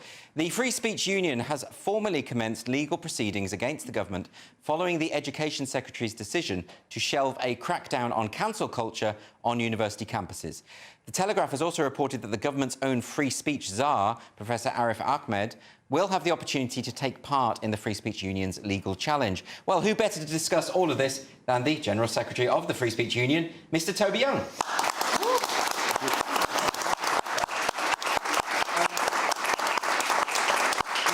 You must be very busy at the moment. There seems to be a lot of things going on, but this is a key development, isn't it? You're actually going to challenge what happened.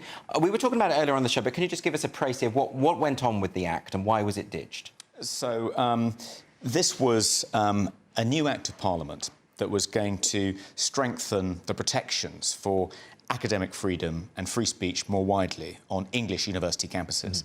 And it was going to do that essentially by creating two new enforcement mechanisms to make sure universities actually keep faith with their own free speech policies. Because all English universities say they believe in free speech and will uphold free speech, but those declarations are more often upheld in the breach than the observance. Aren't they already legally required to do so? They are. Under the Education Act 1986, they're legally required to uphold free speech on campus, but they haven't been doing a great job.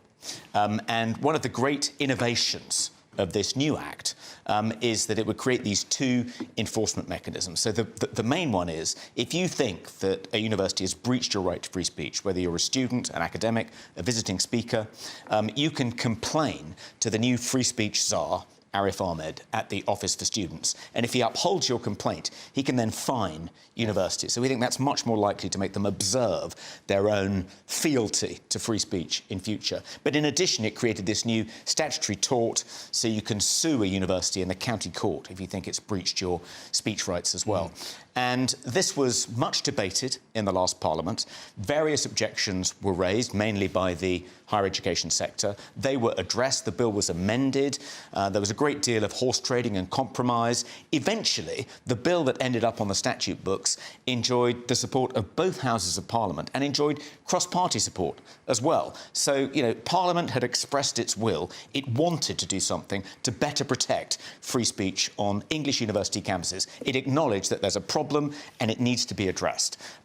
Bridget Phillipson, within 3 weeks of entering office as the new Education Secretary, effectively revoked the statutory instrument that had been laid in the last Parliament that would have commenced the most important clauses in this Act, the clauses creating the new statutory talk, creating this new complaint scheme at the Office for Students and so forth, including a clause which would have required universities to disclose where their overseas funding is coming from, which they didn't like, not least because many of them are dependent on funding from China as a financial lifeline. We can talk a bit more about that if you like. Yes.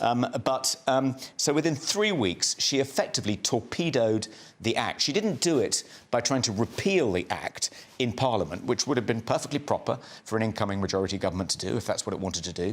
No, she said, I'm simply going to revoke the statutory instrument that would have made the remaining clauses, or the most important clauses, would have meant that they'd be commenced. And we think that was just before Parliament. A statement just before Parliament went into recess. As you say, no opportunity to debate it in Parliament.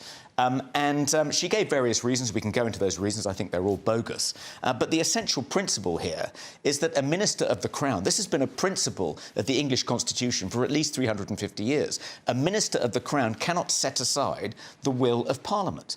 So we think it's a fundamental breach of a really important constitutional principle and is therefore unlawful, and that's the basis of our legal challenge. Has this happened before? Has an incoming government just completely torpedoed something with cross-party support? Yeah, there are one or two occasions on which it's happened before, but only in very special circumstances. One of the arguments I think that Bridget Phillipson is going to make is that the special circumstances apply because things have changed since the time the Act received royal assent last year and now. I think she's going to argue that October 7th, the attack on southern Israel by Hamas, has led to a rise in hate speech on English university campuses. Yes. And that hate speech would have been harder to shut down, harder to object to if this Act came into force. But is that true? Because there are Jewish students on campuses at the moment experiencing anti-Semitism. I don't see how this... It's a completely bogus argument. And it was an objection raised to the bill when it was going through Parliament and addressed numerous times. The reason it's a bogus argument is because the free speech that would be protected by the bill will be subordinate to Article 10 in the European Convention on Human Rights. That is the gold standard. The speech that this Act would effectively permit would be no more than speech already permitted by Article 10. And Article 10 doesn't permit anti-Semitism. It doesn't permit Holocaust denial. So the claim that this new Act would somehow be a Tory hate speech charter, which is how one special advisor, we think, described it in the Times, it's completely bogus. And we dealt with this in the last Parliament. That was much debated. It's ludicrous to say, oh, I've only just become aware that this is a Tory hate speech charter. Anti-Semitism is on the rise. We can't permit more anti-Semitism on campus. The Act wouldn't permit more anti-Semitism on campus. And they've had endless debates about this. So endless debates. But then what about the financial issue? I know that it's been suggested that it's too expensive to implement. Well, this is another complete canard. So the Department for Education did an impact assessment to assess how much it would cost for English universities to comply with the new legislation. And they estimated £4.7 million a year. To give you an example, to give you a sense, to put that in context, in 2021, English universities spent £550 million on access and participation plans. So the idea that they can't afford £4.7 million a year to comply with this new scheme to defend academic freedom and free speech at their universities is just nonsense. So then what is, if all of these arguments that they have ostensibly promoted are just bogus, what is the real reason here? Is it just that Labour is against free speech? Well, judging from how Labour has behaved since entering office, it clearly doesn't attach much importance to free speech. We can see that in numerous ways, and we can go into some of them if you like. I think it's part. I think there's a trivial reason and a more fundamental reason. I think one reason is that British universities, vice-chancellors, the Russell Group, lobbied Bridget Phillipson and said, if this Act is implemented in full, it might endanger our relationship with various authoritarian regimes, particularly China. So the Russell Group, back in May, wrote to the then Conservative Education Secretary and said, well, How is this bill going to work in our overseas campuses? Nottingham, for instance, has 2 campuses in China. Will we be expected to uphold this new duty to defend academic freedom and free speech on our campuses in China, in the UAE? So that was a concern, I think, that it might have made it more difficult to expand in these authoritarian countries. But surely that's a principle worth upholding, especially in such... Well, you would think so. Yeah. And I think they didn't like the obligation to disclose their overseas funding because so many universities are now financially dependent. If vice-chancellors want to continue to pay themselves big salaries and bonuses each year, employ as many administrators as they do, constantly embark on these capital projects, they require all this overseas funding. And they were worried that it would jeopardise their funding from authoritarian regimes who don't want to see those regimes challenged, even on English university campuses. Right. So I think that the more fundamental reason is that I think the Labour Party, Keir Starmer's administration, he claimed it would be an administration unburdened by doctrine. I think the truth is they believe in radical progressive ideology. They are essentially like kind of a secular religious fundamentalists. They believe that certain values are sacred and shouldn't be challenged, and they don't want to make it easier for people to challenge those values on university campuses. They want people to be scared. They want people who do challenge the values they consider sacred to be cancelled. So they weren't in favour of a piece of legislation which essentially tackled the scourge of cancel culture on university campuses. And, of course, that would be in line with their other policy decisions. Recently, we've had Yvette Cooper saying that she wants to increase or bring back non-crime hate incidents and actually lower the threshold for how they might be recorded. Do you have any thoughts on that? I think that's, one of the achievements of the Free Speech Union in the last Parliament. One of the few legislative achievements was that we managed to persuade the government to pass to create a new statutory code of practice, which essentially said to the police, you have to end perception-based recording of non-crime hate incidents. You have to abandon the practice of recording an episode as an NCHI every time there's a complaint if the victim perceives the aggressor to be motivated by hatred, regardless of whether there was any other evidence that they were. Entirely subjective in the eye of the victim or indeed any witness. That was absurd, and that led to the extraordinary over-recording of NCHIs. We calculated through a combination of FOIs and internal research that about 250,000 NCHIs have been recorded since they were introduced by the College of Policing. That's 250,000 non-crimes being recorded by the police. That's 65 a day. You wonder why, in something like nearly half the regions in England, not a single burglary was solved last year. It's because the police are investigating 65 non-crimes a day. So they're not investigating actual crimes. They don't have time. They're too busy policing our tweets. So let me ask you about that, because, of course, the government seems to think that it's online speech and speech generally that has led to the civil unrest that we've seen on the streets of England. But surely, another analysis would be that violence erupts when people feel they haven't been heard, haven't been able to speak. Aren't they sort of, by clamping down on free speech, aren't they just exacerbating, perhaps, the cause of the problem to begin with? Well, that's certainly my view. The government and the College of Policing and people who support what they want, this increase they want in the recording of NCHIs. They want to put the threshold back to where it was, so the police continue to record them at the rate of 65 a day. Their rationale is, if people are warned that what they've said, whilst not meeting the threshold to be an actual crime, they're not going to be prosecuted for it, but it is a non-crime hate incident. They think that if they tell people who say supposedly hateful things it'll make them less likely to commit actual hate crimes. It's almost a kind of Minority Report idea that they're prosecuting, punishing pre-crime in the hope that that will reduce actual crime. But there's no... you said Harry Miller, head of Fair Cop, who had an NCHI recorded against him and then went to battle with the College of Policing in the High Court. The Court of Appeal famously won his case. That's one of the reasons the government passed this law, getting the police to rein in the number of NCHIs they're recording. He submitted various FOI requests to say, well, OK, if you really think that recording NCHIs reduces the number of hate crimes, where's your evidence? Yes. Have you done any research? Have you tried to connect the number of NCHIs and the number of hate crimes taking place in a particular region? If you record more NCHIs, does the number of hate crimes actually go down, which seems to be what you think? They've made no attempt to gather this evidence at all. That's particularly disturbing, isn't it? I mean, the crime survey for England and Wales shows that hate crime has been consistently falling for over a decade now. So they don't really have any evidence at all. It seems like it's just based on some kind of ideological fervour. Well, I think that's exactly right. They don't actually think there is any utilitarian, instrumental purpose to things like recording NCHIs, to locking people up for saying supposedly inflammatory things during the summer riots. They dress it up as, well, this is a way to address crime, this is a way to prevent these kinds of civil disturbances happening in future. They don't really believe that. They've done no research to substantiate those claims.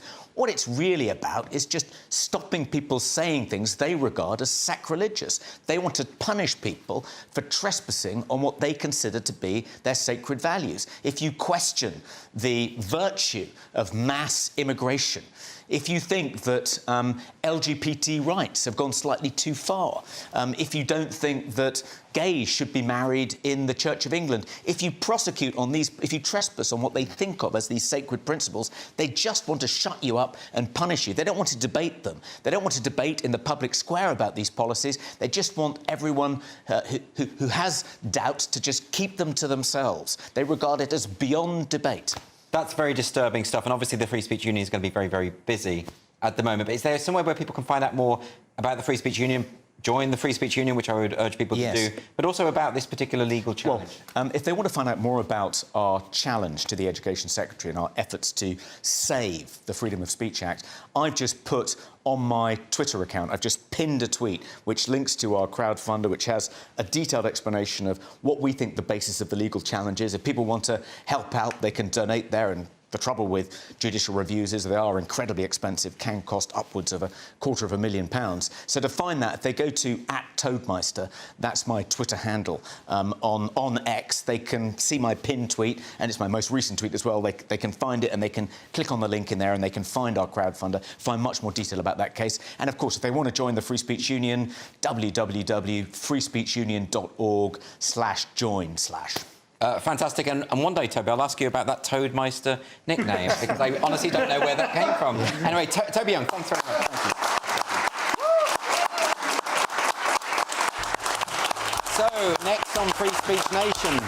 Following the ban on social media app X in Brazil, one organisation has urged the Inter-American Commission on Human Rights to intervene to protect freedom of speech. We're going to be discussing that in just one moment. Please don't go anywhere.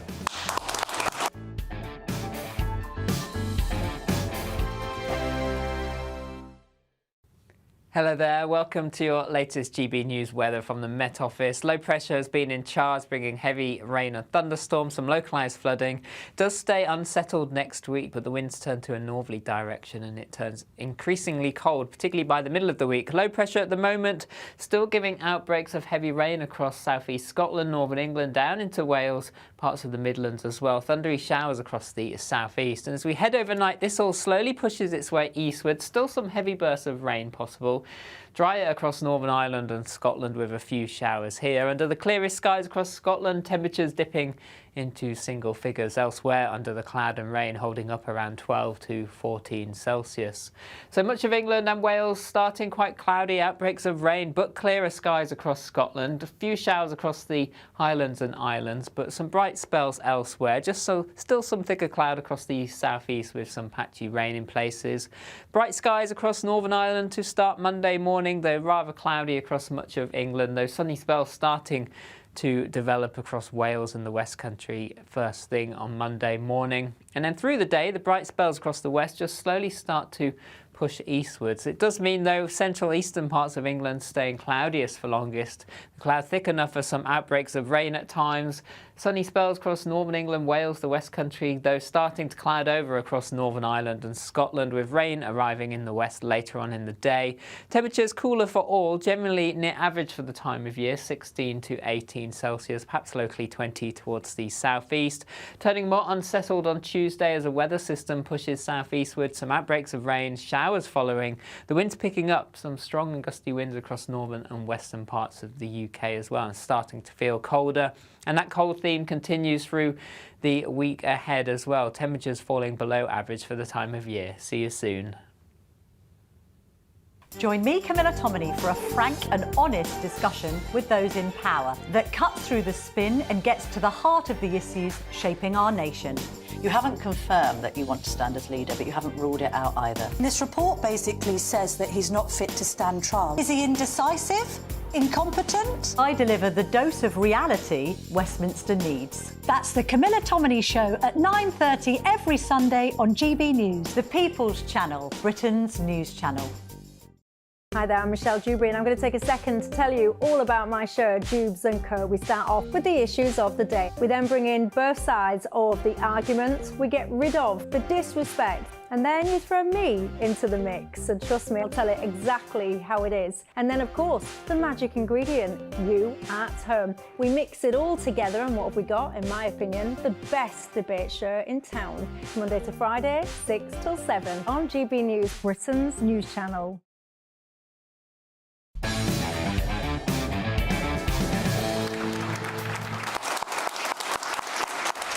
Welcome back to Free Speech Nation with me, Andrew Doyle. So Brazil have banned Elon Musk's social media app X in a row over disinformation. The Alliance Defending Freedom has now intervened, calling on the Inter-American Commission on Human Rights to get involved and protect freedom of speech. The Alliance's work has been noticed by the ex-boss, who thanked the organisation for petitioning the Commission. With me now is the Senior Legal Communications Officer at the ADF, Lois McClatchy-Miller. Thanks very much for joining me. So some people might need some background to this, but what happened in Brazil? Yeah, well, don't miss this, because Brazil is at the front lines of the global war on free speech. Right. What has happened in Brazil is really unprecedented for a Western country. Now, it actually began in 2019. Authorities began censoring voices that were critical of the government, of support for Donald Trump, support for Brexit, support for policies that were not approved by the government, various conservative voices as well who were giving out messages, the pro-life message, criticising materials going into schools, this kind of thing. Yeah. And this built up, and now we have a situation where they asked Twitter, X, to censor those voices. Elon Musk and the company X said no, they wouldn't. And now X has been banned in Brazil. People are not able to access it. And if they do via a VPN, they can be fined thousands of dollars a day. I mean, that's astonishing. So even if they use a VPN to go around the system, they will be fined extortionate amounts of money. But doesn't this mean that Brazil is joining the likes of North Korea, Iran, China? You know, this is not a gang that you want to be a member of, That's is it? right. Yes, I mean, I was looking just before I came on the show about the list of countries who've also banned X in their countries, and I believe North Korea and China do grace that list of about 8 or 9 countries around the world. So it is shocking to see a Western democracy like Brazil join those ranks. But we shouldn't be too surprised, because if you have been tracking the censorship, particularly of tweets and of posts online around the world, you'll be noticing a trend towards this direction. Brazil are merely the first to get there, Yes. to ban X in a Western Well, country. we've seen The Guardian over the past month or so call for the arrest of Elon Musk, I think on 3 different occasions. And, well, of course, what Elon Musk has done is enabled free speech to flourish on the platform, which means that you see opinions you don't necessarily agree with all the time. That's the whole point. This troubles certain governments, doesn't it? Well, no man has ever been more wanted for simply allowing people, citizens, to speak their mind and to engage in conversations. But as we know, the right to freedom of speech is a human right. It's baked into international human rights law, and that's why ADF International have asked the Inter-American Commission on Human Rights to intervene in this situation. And that's a top human rights body. It has jurisdiction over Brazil. Its entire function and purpose is to hold countries to account for their human rights record. And that's why it's so important that institutions like this is their time to act. This is free speech under pressure. This is human rights under pressure. If they have a role to play in this, the role is now, and they must act. Because a lot of people can get complacent in this country and they say, well, we would never ban a social media platform in the UK, for instance. But do you envisage a time when that might be happening? Because I was just talking to Toby Young about the current Labour government's encroachments on free speech. there is a trend developing here. There's certainly a trend. We've been marking it across Europe at ADF International. We've had cases all over the world that are moving towards this direction of censorship on Twitter. Think about Finland, a very Western European nation. We're supporting the defence there of a grandmother and politician who has been on criminal trial for 5 years for a Bible verse tweet in 2019. Now, over in Australia, we've got Billboard Chris, known to many, I think, on this show.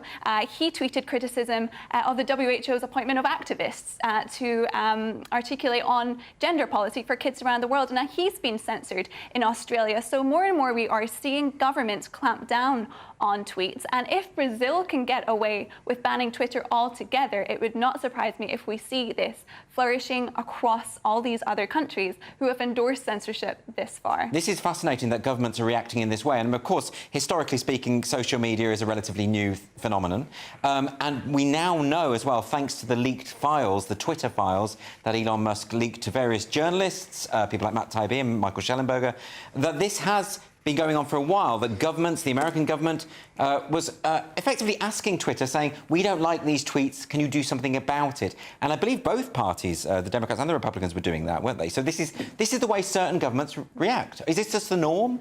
Well, I think it's easy to underestimate how much of a threat that free speech can be to those in authority. And Twitter, X, is really the last bastion where people can go online and have these fair, free and frank discussions without fearing censorship. Now, whether that's about politics or whether that's about gender or any kind of controversial policies that are coming in, materials going into schools, any controversial conversations in any other forum really are marked by censorship these days. And Twitter is one of the last forums, the last digital public square where people can hold these conversations. I think that's why X in particular is coming under so much attack, and that's why we must rally to defend it, not for X itself, not because of the company itself, but because of it as protecting free speech. And if it's the last one, we can't let that drop too. Because surely the free speech should be something that each individual user, if there's something they don't want to see, they can block, they can mute, they can curate their own experience. But once governments start saying the platform itself has to decide which opinions are acceptable, we're in a really parlous state at that point, aren't we? That's right, and it's done under the guise of disinformation, of course. They're not, governments aren't going out there and saying, I want this, this, and this banned. They're saying, I want disinformation banned, I want fake news banned, yes. And using these titles that it's easy to persuade people that are wrong and bad. But of course, if you unpack what disinformation really means, we don't know what it means at all. There's no clear boundaries around what is to be banned as disinformation or hate speech or fake news. And with fake news, sometimes fake news one day can turn out to be real news the next. And the previous Twitter regime decided that saying that human beings cannot change sex or can change sex was hate speech, right? So that, and as you say, sometimes we've had a theory about a lab leak in Wuhan. For example, which, people were kicked off YouTube for saying, turns out is probably true. So is the solution ultimately just to open up the marketplace of ideas, let everyone say what they want to say? Do you take any kind of do you have any kind of sympathy whatsoever for the alternative view that there are just some opinions that are beyond the pale that we have to crack down on? Well, I think most people in the free speech movement agree that incitement to violence is in a different category. And if people are saying, let's go and be violent towards this particular person or this particular place, then of course that is a crime, as it already has been established in UK law and law elsewhere. However, throwing in words like hate speech or standards that are unclear is always going to lead to a situation where some voices are unfairly silenced. And I think the price of having a free and fair democracy is that sometimes we feel uncomfortable by what we see or what we hear, and sometimes we feel offended even by the views that are out there. But as you say, on a platform like Twitter, it's very easy to silence, to block, to curate your feed so that you don't engage with materials that you find particularly offensive. And I think that is the way forward for a platform like X, to allow the personal use of the account holder to create their own experience. Yeah, so in other words, not to decide for other people what they should see and what they shouldn't. So where can people find out more about your challenge at the moment? Yeah, well, find us at adfinternational.org. Follow us on X if you're allowed. And we hope to see you there. And please do support this, this request to the Inter-American Commission to intervene, because this is really the most important battle for free speech right now. Absolutely. Well, Lois, thanks ever so much for joining me. Really appreciate it. Speech Nation. Wes Streeting says you can't complain. Starmer prefers landscape paintings to portraits. And a cow finds its groove. It's almost time for Social Sensations. Don't go anywhere.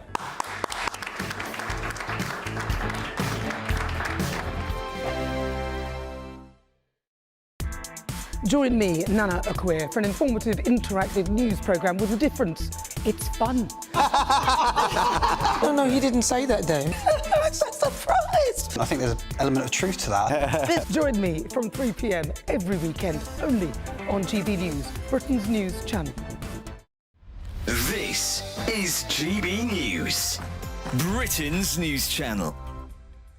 More than half of people aged 50 and over feel happier from having a friendship, and 46% feel a sense of belonging too. Tomorrow is the start of Friendship Month. The Odd Fellows, a non-profit friendly society that provides older adults with opportunities to create new friendships, is now inviting more people this September to join their local groups and expand their friendship circles through giving a taster activity at local community centres. We're joined now by Jane Nelson, who's the CEO of Odd Fellows. Good morning, Jane. Thanks for joining us. As someone in my mid-30s, I've even noticed as well that my own friendship group has diminished over the years as kind of, you know, people get married and have kids and they kind of drift apart and don't make time for each other. How important is it to have friends separate to your family? What benefit does that bring you? As you do get older, you do lose friends for a variety of reasons. Either you lose touch or they have an illness or they pass away as you get older. The stats show that people love spending time with their friends. It always takes somebody, doesn't it? Somebody's got to make that first step to send a text to say, do you fancy meeting up for coffee, or do you fancy going to the pub, or whatever the arrangement's going to be. But sometimes somebody always has to make that first step and text or phone. And I think the other key thing is it usually tends to be the same person, but that doesn't matter as long as that connectivity is made, because that's what you need. You need the connectivity. If you think about when we were children, we'd go around the playground and say, will you be my friend? Well, we don't tend to do that as we get older. But be brave, look on Odd Fellows' website, see all the amazing events we've got on, go to see what's going on in your area, oddfellows.co.uk, or you can telephone 0800 028 1810, and our team will be more than happy to point them in the right direction of their local events, and there's so much going on, 300 going on. GB News, the People's Channel. In the GB Newsroom, we bring you the news as it happens. With our team of dedicated journalists across the UK, we're ready to keep you up to date with what's happening every half an hour, every single day. Bulletins here on GB News, the People's Channel, Britain's news channel. If you want your news to be straight talking... This is a nightmare for the Conservatives again. Down to earth. It's not just Nottingham where this is happening, is it? And most importantly, honest. Hard-working, middle-class taxpayers, they'll get their book thrown at them. Then catch me, Martin Daubney, Monday to Friday, 3 till 6 p.m. on GB News, Britain's news channel.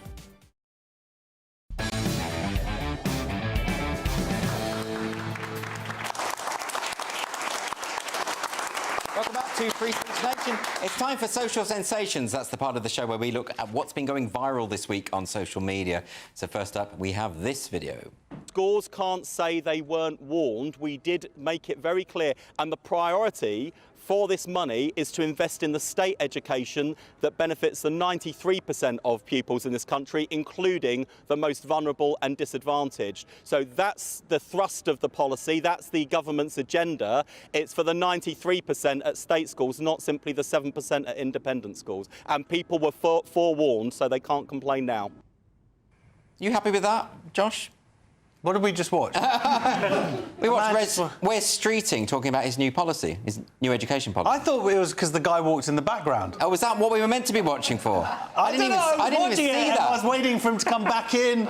What am I getting from this? See, the trouble with this is we deliberately don't let the panellists see the videos in advance because we want a spontaneous reaction, but sometimes it's just not clear what they're meant to be reacting to. What do you think, Lewis? There we go.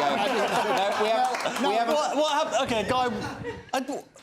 It's just a guy walking behind. This is a low point on this show. I actually thought we were meant to be reacting to the policy. This is why it's very, very confusing. Let's move on. No, Lewis. There's a point to be made. The point is why should the government be paying for our education? Yeah, well, that's true, but I think and tax it or don't tax it, just stay away from the whole thing. Let's go on to another one. Have we got another video? Let's have a look. Better not be someone walking. One of the things you've done to make it more comfortable is take down the portrait of Margaret Thatcher that was put there by Gordon Brown, a Labour Prime Minister. Is that a bit petty? Was she really making you feel uncomfortable staring down at you in the study? Well, the first thing is, Gordon Brown didn't actually hang it in the study. It was hanging somewhere. It was commissioned and hanging somewhere else. This is not actually about Margaret Thatcher at all. I don't like images and pictures of people staring down at me. I've had it all my life. When I was a lawyer, I used to have sort of pictures of judges staring. I don't like it. I like landscapes. So. Okay, I don't buy that. No. I mean, he made this big point about removing the Margaret Thatcher picture, but there must be other pictures in Downing Street of individuals looking down on him, right? Yeah. It's an ideological thing, surely. I'm sure that doesn't make... That seems like after the fact. I would have thought and so. Also, that's such a weird sort of thing to admit to. Oh, I don't like people looking down on... What are you talking about? Yeah, I don't buy that. What do you think? I think Margaret Thatcher was a great one. And it just proves what a loser this guy is. OK. All right, well, look, I've got some time. Oh, that got around the floor. OK, not a partisan audience whatsoever. Let's have a look through a couple of unfiltered dilemmas before we leave. We've got a dilemma from Diane in Hackney. Not Diane Abbott, is it? Oh, it might be. I'm dating a guy whose idea of a good time is taking me on a date to Highgate Cemetery so he can visit the grave of Karl Marx. Is the guy a weirdo? Yeah, very funny.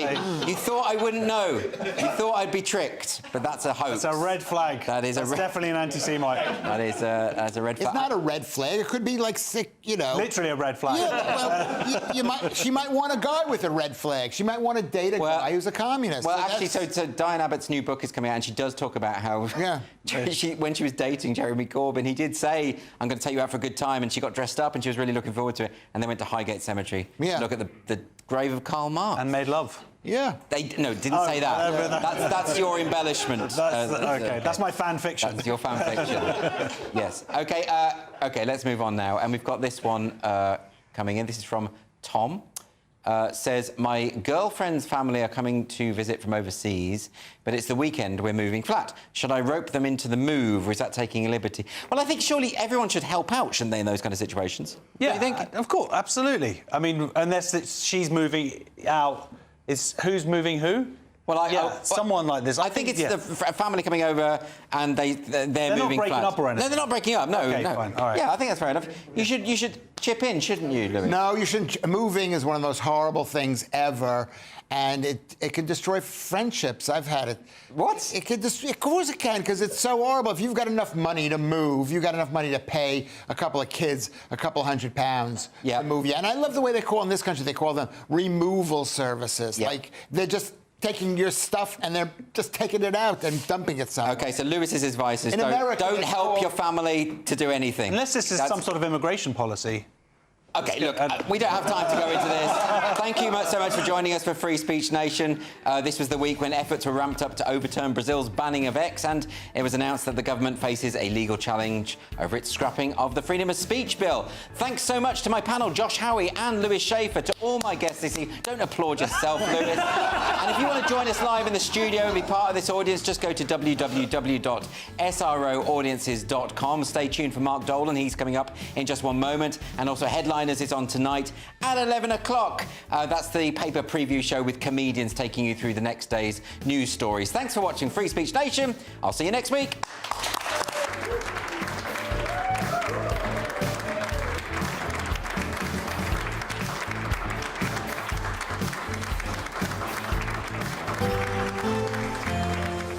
That warm feeling inside from Boxed Boilers, sponsors of weather on GB News. Hello there, welcome to your latest GB News weather from the Met Office. Low pressure has been in charge, bringing heavy rain and thunderstorms, some localised flooding. Does stay unsettled next week, but the winds turn to a northerly direction and it turns increasingly cold, particularly by the middle of the week. Low pressure at the moment, still giving outbreaks of heavy rain across southeast Scotland, northern England, down into Wales, parts of the Midlands as well. Thundery showers across the southeast. And as we head overnight, this all slowly pushes its way eastward. Still some heavy bursts of rain possible. Drier across Northern Ireland and Scotland with a few showers here. Under the clearest skies across Scotland, temperatures dipping into single figures. Elsewhere, under the cloud and rain, holding up around 12 to 14 Celsius.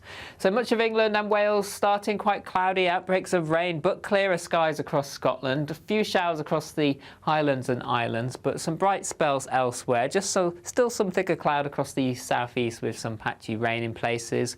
Bright skies across Northern Ireland to start Monday morning, though rather cloudy across much of England. Those sunny spells starting to develop across Wales and the West Country first thing on Monday morning. And then through the day, the bright spells across the west just slowly start to push eastwards. It does mean, though, central eastern parts of England staying cloudiest for longest. The cloud thick enough for some outbreaks of rain at times.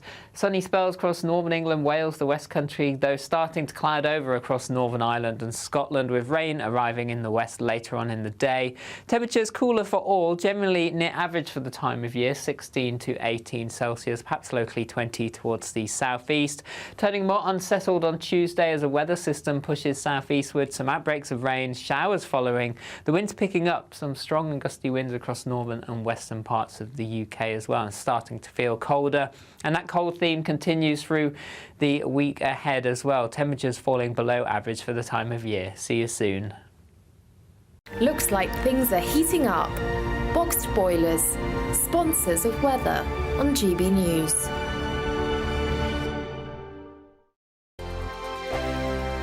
You could be luck. Are the newspapers getting you down? My wife didn't divorce me that month. Struggling to separate the wheat from the chaff? I know that it's a bit of a circus at the best of times. Well, don't worry. Headliners has got you covered. We'll take the burden of reading the day's news, and if we get depressed, who cares? It's an occupational hazard, frankly. That's Headliners on GB News from 11 p.m. till midnight.